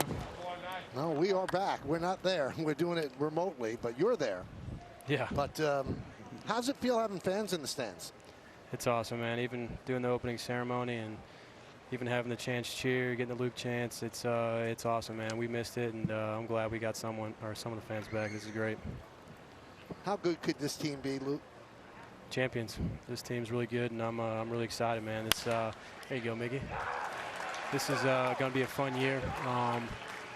Got to stay healthy. I'm excited to see these new pitchers throw. Got to face Kluber the other day. I'm excited to see Talion, some of the guys we picked up too. Man, it's going to be a fun year, and I think we got all the right pieces to fall in line to go win a championship. Do you allow yourself, Luke, to look at what you did last year in a 60-game season, 22 home runs, over 50 runs batted in, and say, if we play 162 and I continue to do that, I'm going to put up monster numbers? Can you allow yourself to do that? Yeah, I mean, that's the goal every year. You know, I want to go out and have a great season, and obviously continue after the success I had last year, and you know, rolled over into this year. I had a great off season. Everything felt healthy, felt good, got stronger, and you know, I just obviously want to get my walks up a little bit. I didn't walk very much. My walk ratio's down, and you know, obviously hit the ball hard and good things happen. Hey, Luke, Meredith Morakovitz, the lone member of the Yes Crew here in Tampa today. You talked a little bit a few days ago about trying to tighten up the defense at first base. How do you feel defensively right now, and how have you been working on getting that first step to your right a little bit quicker? Yeah, it's been good. You know, obviously I've been down here all off season, so I've been able to work with the coaches and stuff down here, and you know, getting my first step, and it's just all reaction and timing. You know, just like hitting, and you know, I just got to take pride in it and make sure I'm on time every pitch, and you know, be able to get to that ball on my right, because you know, it's always shifting now. I mean, you know, I'm halfway to second base now on most of these plays, and it's getting those balls that, you know, DJ has no chance on, and you know, trying to make a play or at least knock it down and, you know, stop a run. When you look back at last year, how much do you think you really were hindered by the foot issues? Yeah, I mean, it happened earlier, and you know, obviously it got worse and worse, and you know, it was pretty bad in the playoffs. But you know, I wanted to be out there with the boys and, you know, keep competing. And you know, obviously we had a chance to do some damage in the playoffs, and you know, it bothered me for probably half the season. And you know, it's one of those things where I needed time off, and I didn't have that opportunity to. And you know, I want to keep being out there because you know, we were missing a lot of the guys, so I needed to be in there to you know, help get the job done and, you know, win some of those games later in the season to, you know, get a better spot in the standings. Hey, Luke, David Cohn here. I just want to ask you, you know, growing up in Missouri, I know you're a Missouri State kid, and, you know, I noticed that you had a Dave Parker shirt on the other day in the press conference, you know, the Cobra. A pretty cool shirt. I mean, he was a classic. Was he one of the guys you looked up to growing up, or anybody that was an influence on you that was a major league player?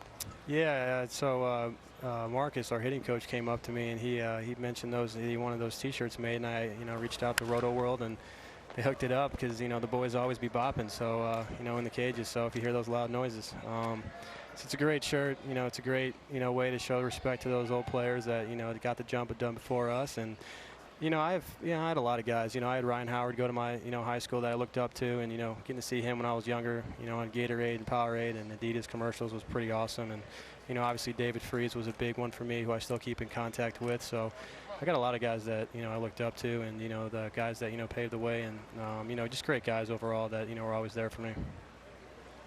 2-2 count on Rob Brantley, runner at first base. And the count 3-2. Yankees down 5-1. We're in the bottom of the 5th inning of a 7-inning game. We're talking with Yankee first baseman Luke Voigt, who was 0 for 2 today with a fly ball and a hard ground ball that was booted by the second baseman Lopez. That allowed the only Yankee run to score. Did I get the steak on that? No steak? They gave an E4. Did you think? I don't think you do get an RBI, no. That's unbelievable. I would have been out by a mile. Come on. You mentioned you faced Kluber and Tyone. We're also looking forward to seeing them pitch. We haven't seen them pitch in the last couple of years that much. What are you seeing? Yeah, I faced Kluber. I haven't faced Tyone. Actually, I haven't even got to meet him. It's been a little bit weird, with the pitchers being over at Himes complex and us being over here. But I think we're going to get together here shortly once we get more towards the middle and end of spring training. But yeah, Kluber. It felt good to face him. I've never faced him. I didn't face him at all, and it's good to get back in the box. Oh, there we go. Get out, ball. Get going. The right center field. There. Hey. Oh, see ya. A 2-run home run for Brantley, and it's now 5-3 Toronto. Good for Rob. Good swing. Come on, Luke. Do some analysis. Break down the swing. What did he do? Attaboy, Robbie. Got it, baby. Good shit, baby. Oh, sorry. Oh, man. It looks like he got a heater, middle in, and he let the big dog eat right there. So good stuff. It's kind of hard to tell from over here. Can't really tell where the pitch is at, but you called it well. It's exactly where it was. But yeah, Kluber, Kluber's the guy that, he changes shapes with his slider and his little cutter thing. And it's, he got me to swing on a couple, but, he's a guy that's going to pitch both sides of the plate, command the zone very well. And, he's going to be a guy that makes you think and, try to get yourself out. And I think that, he has the ability to go back to what he was when he was in Cleveland. And, that's what we hope to get. 0-1 on Tauchman, who's grounded out to second in the third. What's it mean to you, Luke, to come into camp and really there's no battle for first base? You're the first baseman. Does it free the mind just a little bit to take your time, do what you have to do to get ready? Yeah, and I kind of felt like that last year, obviously, before the pandemic hit, and it's nice. I've always had a battle from, when I came up in the minors to, finally getting the job, last year. So, but you know what, the competitive juices are always flowing, and that'll be like that until my playing days are over. But it does, it feels good. I was, got the adrenaline going today. It was a little nerve-wracking getting back in the box. The butterflies were going, so it was good. And the fans make that a lot better too. Hey, Luke, I know it's still very early, but you've been in the cages with all these guys. You've been watching the live BPs as well. Has anybody offensively really stood out to you or jumped out to you based on the way they came into camp? I think Glaber looks really good, and I'm excited to see what he's going to do. And obviously, Giancarlo, he looks great. And, if we can get him back in the form that he was in the playoffs, the guy hits the ball so damn hard, and it's impressive to watch. Oh, Mikey. Do it. Driven deep to right field. Fair ball. It's gone. Mikey. See ya. A long home run for Tauchman. I'm good luck on and this. And it's 5-4. Nice. You're good luck, Luke. Man, that was way back. That's his second one. He got one off the other day off in live BP. Oh, yeah.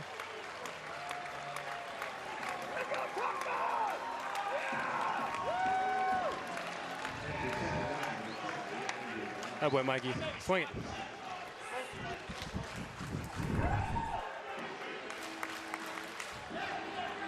Man, there you go. The boys are bopping now. That was some shot. I think they hit the that roof of the pavilion. Long home run for Tauchman. Luke, I need you to take me through what it feels like when bat meets ball and it's gone. Oh, it's the best feeling in the world. That's it. That's the best feeling, especially when it. Get to stare at it a little bit, lean back on it. And obviously all these guys are bat flipping now too, which makes the game fun, man. And that's what everyone comes to see. So it's great, man. I wish I could do that today. David, was it a great feeling for you, David, when it happened? It didn't happen very often. I still have some issues with my neck from snapping my head watching it go. I never hit one. I gave them up. I gave up a lot. You brought up, Michael, you brought up a good question, with regard to Luke Voigt. And Luke, I mean, this kind of goes to you. And just reading you this spring and really over the last year or so, but there's a comfort level with you. You feel like, you know what, since you've been in the lineup as a Yankee, you're at least in the top 5 of all Major League first basemen in terms of production. And certainly last year, a 60-game schedule, you led the league, but this spring it feels different. It feels like, you are you now. This is Luke Voit. You're one of the best. You're one of the best producers in the game. And this might be the first spring training you really had that comfort. Yeah, it's it's humbling to get that from you guys, but there's still a long ways to go, and I hope I get to play this game a long time, and I just want to go out there and have fun, and have a great time with the guys, and obviously win, and get the job done in big situations, and win championships. And it's it's a blessing to put on the pinstripes, play in New York, and get embraced by the fans. There's no better feeling. 3-1 count on Andrew Velasquez. 3-2. I asked you this on the radio, Luke, and I want to do it for our audience. When you look at your numbers when you were in the minor leagues in St. Louis, you had really good numbers. You really never got the chance. How many Luke Voits are out there that never really get the chance and could do what you're doing in the big leagues, but never are in the right spot and get the right opportunity? Yeah, it's there you fly ball left field. It was even worse last year. Obviously none of those guys getting to play, and I think I told you, about a month ago that I probably wouldn't be in the big leagues if it would happen, and a lot of guys' careers ended, and they never got a chance or opportunity because they get stuck, and they don't get to show what they get, and it's a tough sport, and obviously there's a lot of good players, and opportunities don't come very often, but when they do, you got to take advantage of it. And I hope that these minor leaguers keep sticking, don't quit, retire, and never give up, because there's always opportunities in this game, and once you get it, man, run it and take with it, and never look back, and enjoy it. Luke, we're going to have you on every inning during the year. Yeah. I need to have. I'm going to wear a headset when I hit or something. This sounds good. Let's do it. Let's set it up. That's Luke Voit. Yankees have 3 runs in. They make a pitching change. We'll come back with more at 5-4 Blue Jays right here on Yes. All right, Anthony Castro on for the Blue Jays, and the 0-1 to Socrates Brito is fouled away. 0-2. So that's what Castro did in the minors last year, AA ball, or not in 2019. Didn't get the chance to pitch last year. 116 strikeouts in 102 2/3 innings. 102 1/3 innings.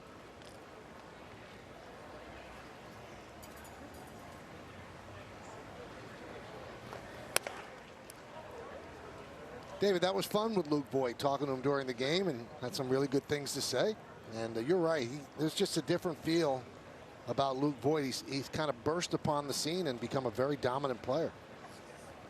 Yeah, you can just tell and by his body language. He's relaxed. He belongs. Strike 3. Brito down looking. It's just a whole different feel, Michael, for a veteran player who's established himself. That you can go about your work in spring training and just feel confident that you don't have to prove anything. Your spot is secure. As opposed to, the other end, you've got to make a team, and you feel the stress of that. I think this is the first spring we've seen, where Luke Voit is well established.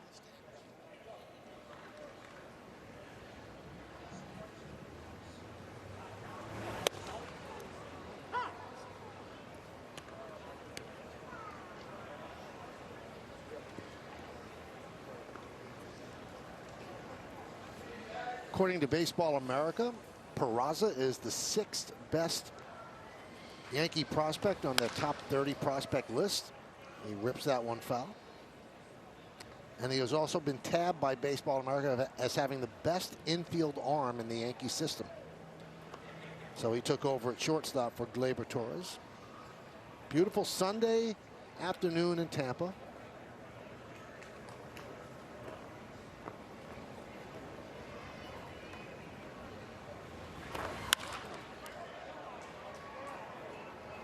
Popped up, shallow right field. Otto Lopez is there to make the play. But the Yankees get 3 runs on 2 hits, nobody left. The 2 hits, one of them, a 2-run home run by Rob Brantley. Just cleared the wall. Mike Talkman almost cleared the ballpark. A blast. Luke Voit liked it. Look at every Yankee.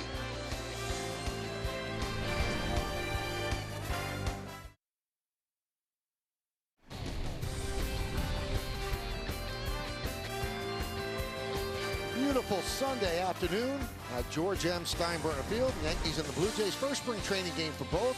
Blue Jays lead this one 5-4 in the 6th inning. And this will be a 7-inning affair. Lucas Litke will come in for the Yankees. He's impressed. He's got a good arm. Left-hander, obviously, as you can see. And he'll face Otto Lopez.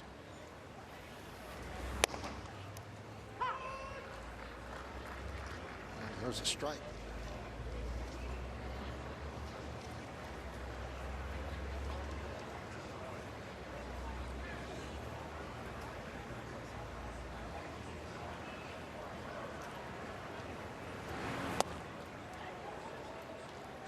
Now Litke's career has been kind of odd. He was in the majors with Seattle from 2012 through 2015. Has not been in the majors since. 2019, he was in AA and AAA with the A's. So his last big league appearance was in 2015. Check swing.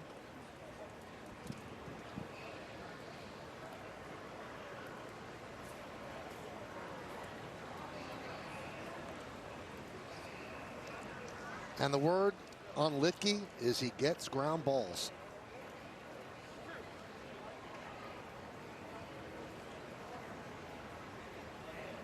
He's been with 7 organizations in his pro career. Strike 3. Been with the Brewers, Mariners, Angels, Reds, Orioles, Diamondbacks, and the Athletics.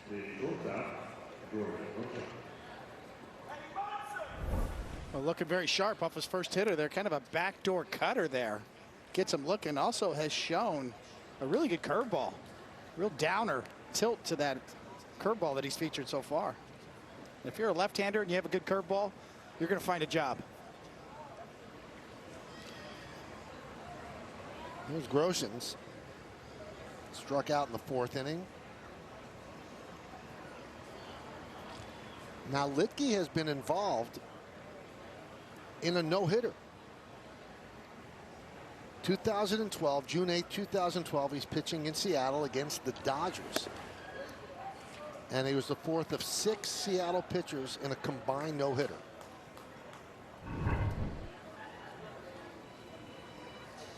Get a look at his delivery from the side. Pretty simple. Pick it up and put it down. Very much under control.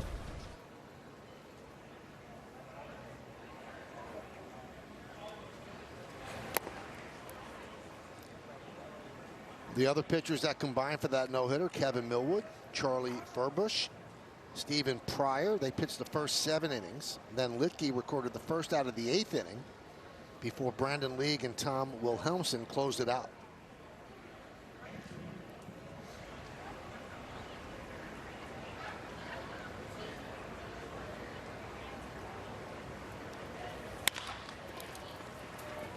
Ground ball to short.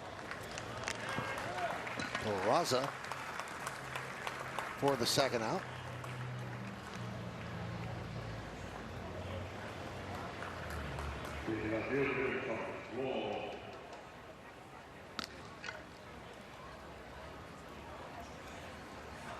Here's Forrest Wall.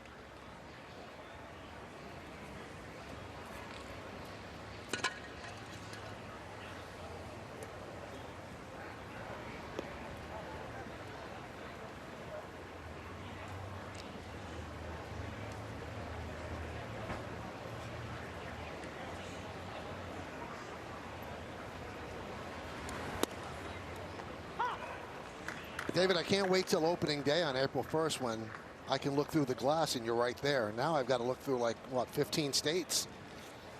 Yes, exactly. And wait for a slight delay, too.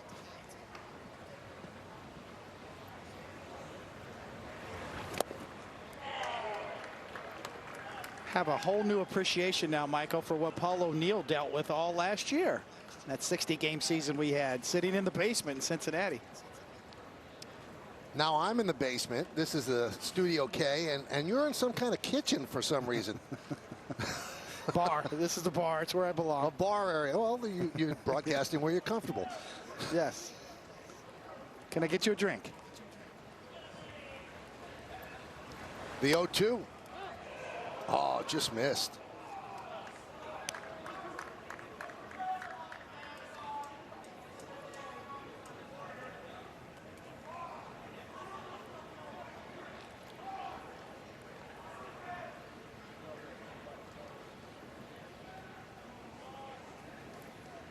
Litke with the 1-2.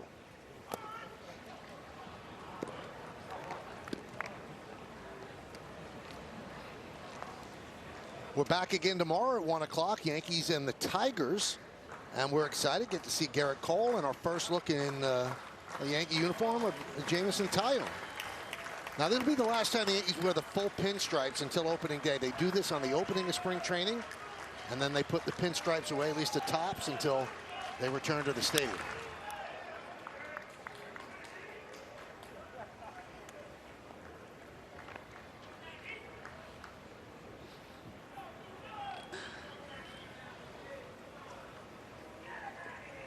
It is a great look.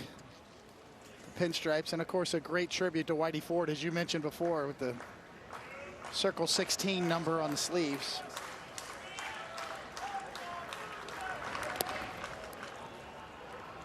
It is such a great look, David, that when Taillon put them on for the first time, he took a selfie and sent it to his family because it was such a big deal. He said he'd been thinking how he was going to look in pinstripes. And I know one thing, just from personal experience, pinstripes are very slimming, David. They are slimming, and you know what? You don't have to worry about your name on the back of your uniform either. Just a number. No name, of course. 3-2. Served into left field, and that's going to dunk in for a base hit in front of Malone. So Wall picks up a single.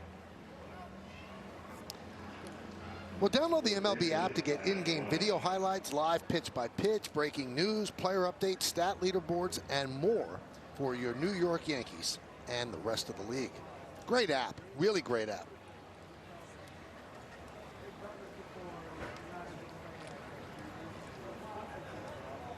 Some of the crowd of about 2,500 at Steinbrenner Field. They're allowed 25% of capacity. The ballpark holds around 10,000. Right now in New York City, and although it could change by opening day, hopefully for the better, 10% capacity. That's what they're doing at Knick and Ranger games, and they're allowed to do it at Net games, although they're a little under the 10%, and Islander games as well. So at this point, it's 10%, and let's cross our fingers that all the trends continue to go well and that we'll see more people on April 1st when the Yankees and the Blue Jays open the season.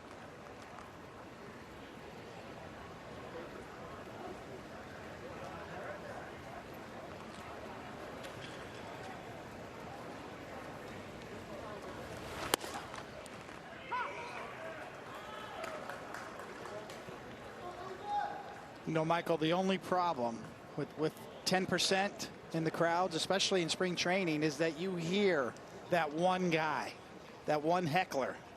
You hear every word. It really stands out. You know, when you're a ball player, you like a full crowd, because then it's kind of a dull roar, and you can't really pick out that one guy that's the heckler. But when you have 10% like this, well, you hear it. K, you're a bum. You hear that very loudly. Yeah, now I just get a chance to read that if I go to social media. Swing and a miss, right down on strikes. Pretty good inning for Lucas Litke. No runs, a hit. One man left. Let's go to the bottom of the sixth.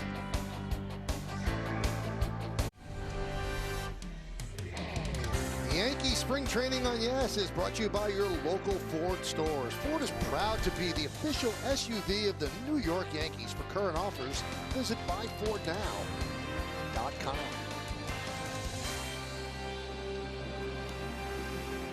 Montefiore scoreboard at 5-4 Blue Jays over the Yankees. We're in the bottom of the sixth inning on what will be a 7-inning game, mutually agreed upon before the game by both managers. New pitcher for the Blue Jays is Joey Murray. Pitched at 3 levels in the minors in 2019, and you see his numbers. How about those strikeouts, David? He's got a lot of everything on that list. It's impressive.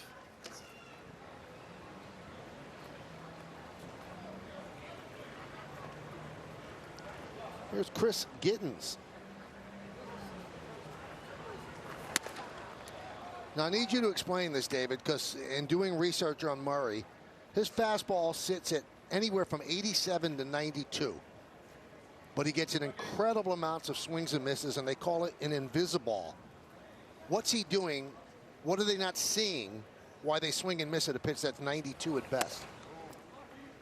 It's really about life. You know, old school description would be he's got life on his fastball, a little hop on it. You know, if I take you to the gas station that the Yankees have down, you know, in the shed down there, I could show you spin rate, and what that means is that the ball just seems to stay up. That hitters continually pop it up or swing under it because they anticipate, you know, the ball from a pitcher or thrown off a mound will come down just a little bit, but that invisible is something that just stays up in the zone. It's a four-seamer. It has riding life, and hitters just seem to misjudge it and swing under it. Swinging on 3-0, pops it up. Adams, a tough go there. He's stepping over the on-deck circle with all the bats and the weighted donut, but he makes the play. This copyrighted telecast is presented by authority of the New York Yankees and may not be reproduced or retransmitted in any form, and the accounts and descriptions of this game may not be disseminated without the express written consent of the New York Yankees. Ezekiel Duran is going to pinch hit for Gary Sanchez. I would assume, David, that you can't teach that, what Murray has, the invisible. You can't teach a ball to stay up like that. I guess you could come close, but it's got to be natural. More times than not, it has to be natural. Although nowadays, I think you probably can come closer to trying to teach it. And that's what that laboratory is all about, or the gas station, to go down there and try different grips and evaluate the spin on the baseball. You know, the only example I can give you, back in the 80s on the Mets, I had a teammate named Sid Fernandez, great left-handed pitcher, but just like you just described, he threw the ball about 91 or 92 miles an hour, but he had one of those fastballs that was an invisible. He'd throw a belt high or letter high, and hitters would swing through it all day long. If you look at Sid Fernandez's numbers in his career, one of the toughest lefties maybe in the history of the game to hit off of, and it was because of that natural ability. And I just know from playing catch with him before games in the outfield that his ball just jumped at you. You couldn't read it. It really was something that just kind of snuck up on you. The fastball got on you quicker than you thought it was going to get there. And it's a difference between life on a fastball and velocity. Two very distinctly different things that we can now measure through spin rate and through some of these high-speed cameras that they have, you know, incorporated nowadays.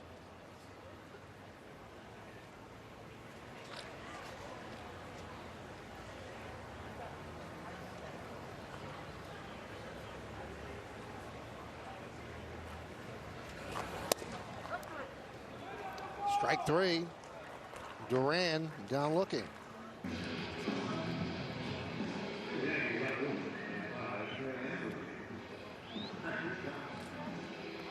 Here's Trey Ambergy. Did not play last year. You'll see that with a lot of these young players.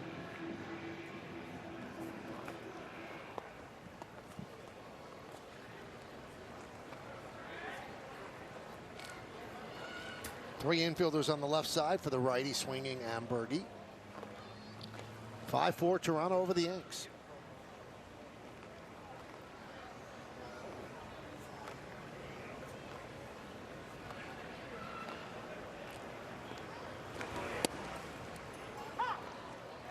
Breaking ball drops in there for a strike.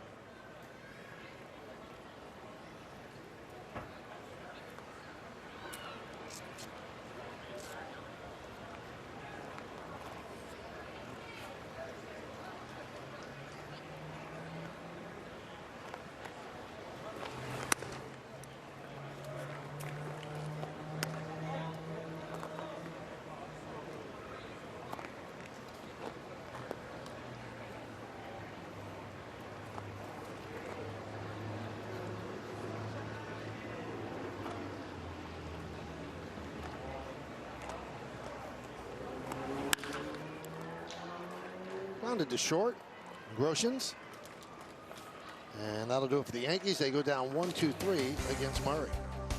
We go to the 7th inning. It's the Blue Jays 5, the Yankees 4. You're watching the Yankees on Yes. The Yankees 5-4. Nick Goody is a new Yankee pitcher. Earlier, Meredith Maragovitz caught up with Yankee infielder Tyler Wade. Tyler, can you just describe the excitement coming to the ballpark today, knowing the spring season is getting underway and there are going to be fans in the stands for the first time in a very long time?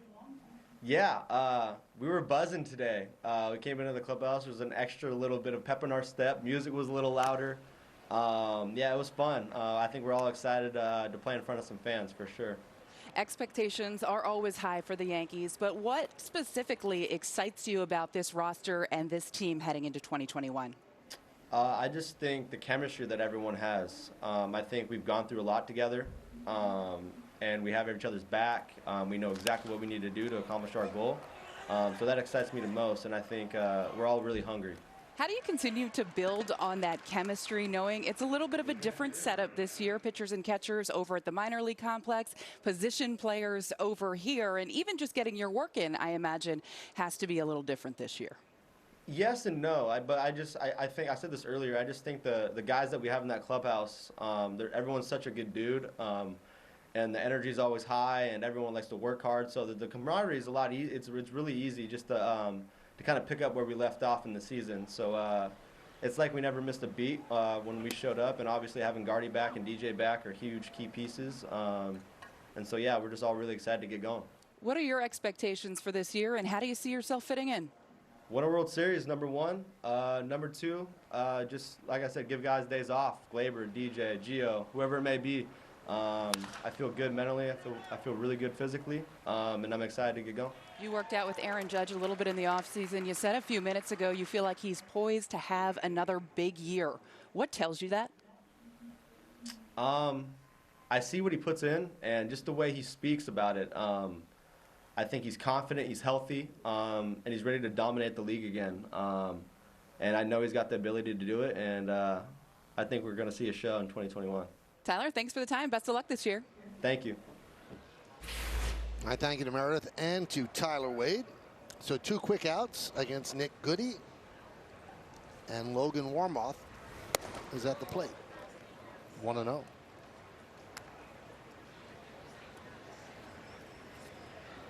what he did with the Rangers, made 1 start, 17 games overall. This would be, if he makes the team, his 2nd tour of duty with the Yankees. Originally a 6th-round draft pick in 2012 by the Yanks. Made his major league debut in 2015. Fly ball deep right. Going back, Brito on the track at the wall. See ya. Nice catch by a fan. A run nonetheless. It's 6-4 Toronto.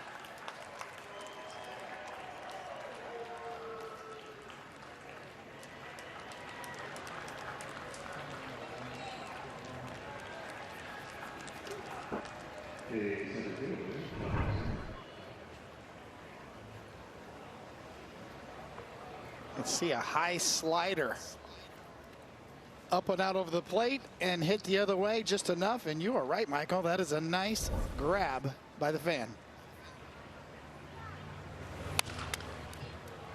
Young pops it up. See if it stays in play, and it does. Alvarez with a nice play to end the inning. So for the Blue Jays, 1 run, 1 hit. No errors and nobody left on base. Alvarez with a nice grab for the final out, and the bottom of the 7th coming up.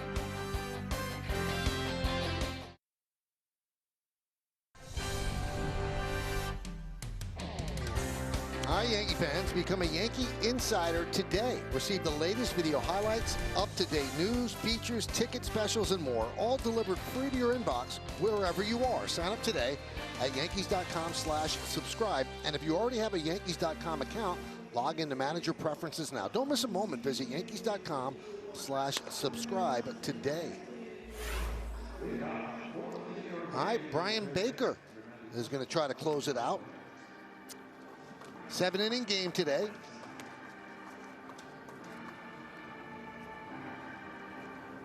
So you see a Baker in 2019, close to 50 games. 6-10-1 for the Toronto, 4-5-0 for the Yanks.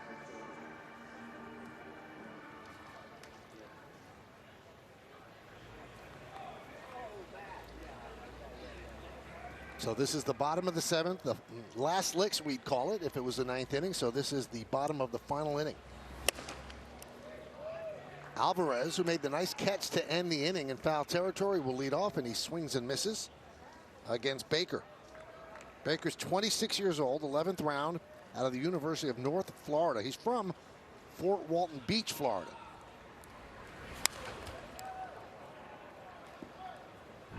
Take a look at that catch one more time. So leans over, doesn't get any help. Make sure he shouts at the Blue Jays. I don't need no help. Yeah, exactly. It almost looks like he's got the Roger Maris jersey from the 60s on with the short sleeves. Showing off the guns a little bit there, Michael. That's a new look, I think. It looks like Roger Maris circa 1961. I mean, we're almost in Kluszewski territory there, David. Yeah. Short sleeve look. Yeah.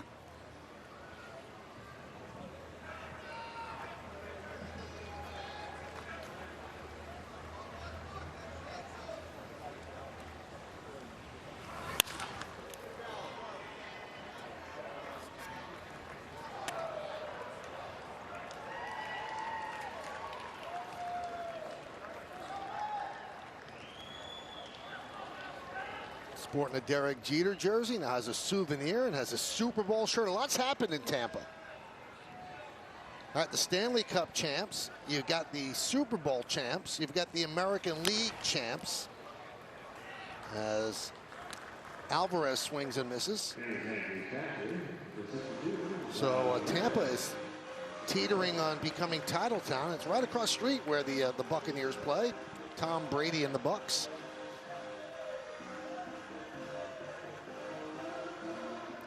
There's Rob Brantley, who hit a 2-run home run in the 5th inning.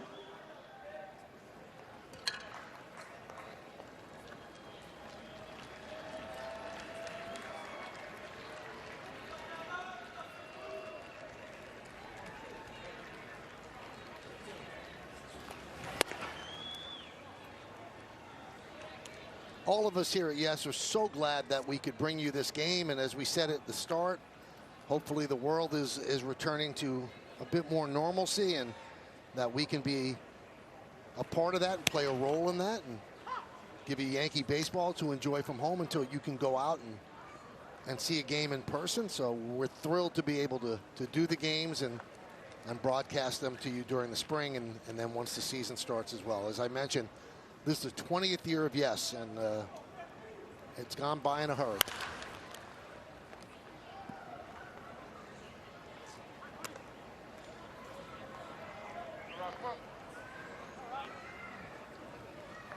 One and two on Brantley.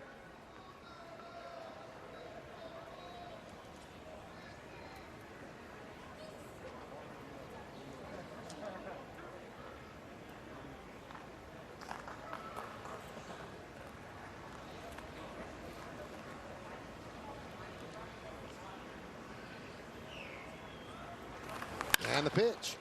Hit sharply. Right at second. Otto Lopez is there. And the Yankees are down to their final out here in the bottom of the 7th. You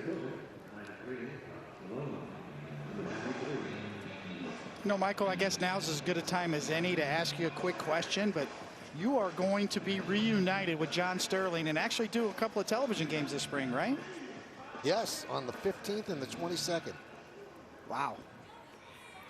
We are both very pumped about it.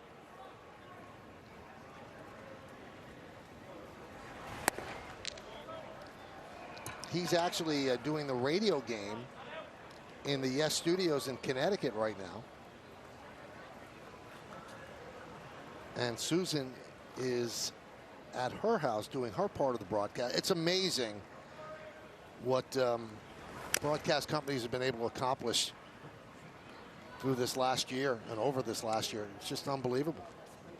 Yeah, it really is. Technology that's being used behind the scenes, just incredible work by the technicians. Can you imagine Phil Rizzuto couldn't talk about the bridge drive nowadays? He'd already be home. That's right. He'd have no excuse to leave early.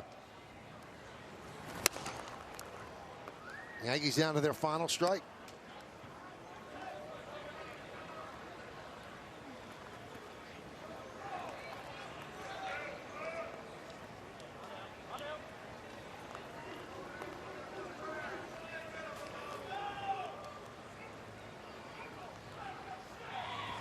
And the pitch. Upstairs, 2-2.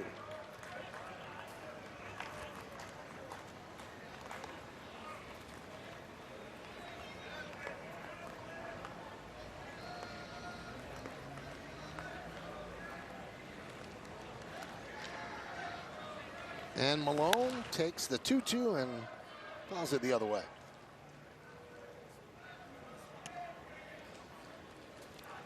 Tomorrow, the Tigers come to George M. Steinbrenner Field, and I'll be here with David and Meredith, and we'll have a broadcast at 1 o'clock on Yes. Garrett Cole gets a start, and we'll get a first look at Jameson Taillon. 2-2. Swing and a miss, and that is going to do it.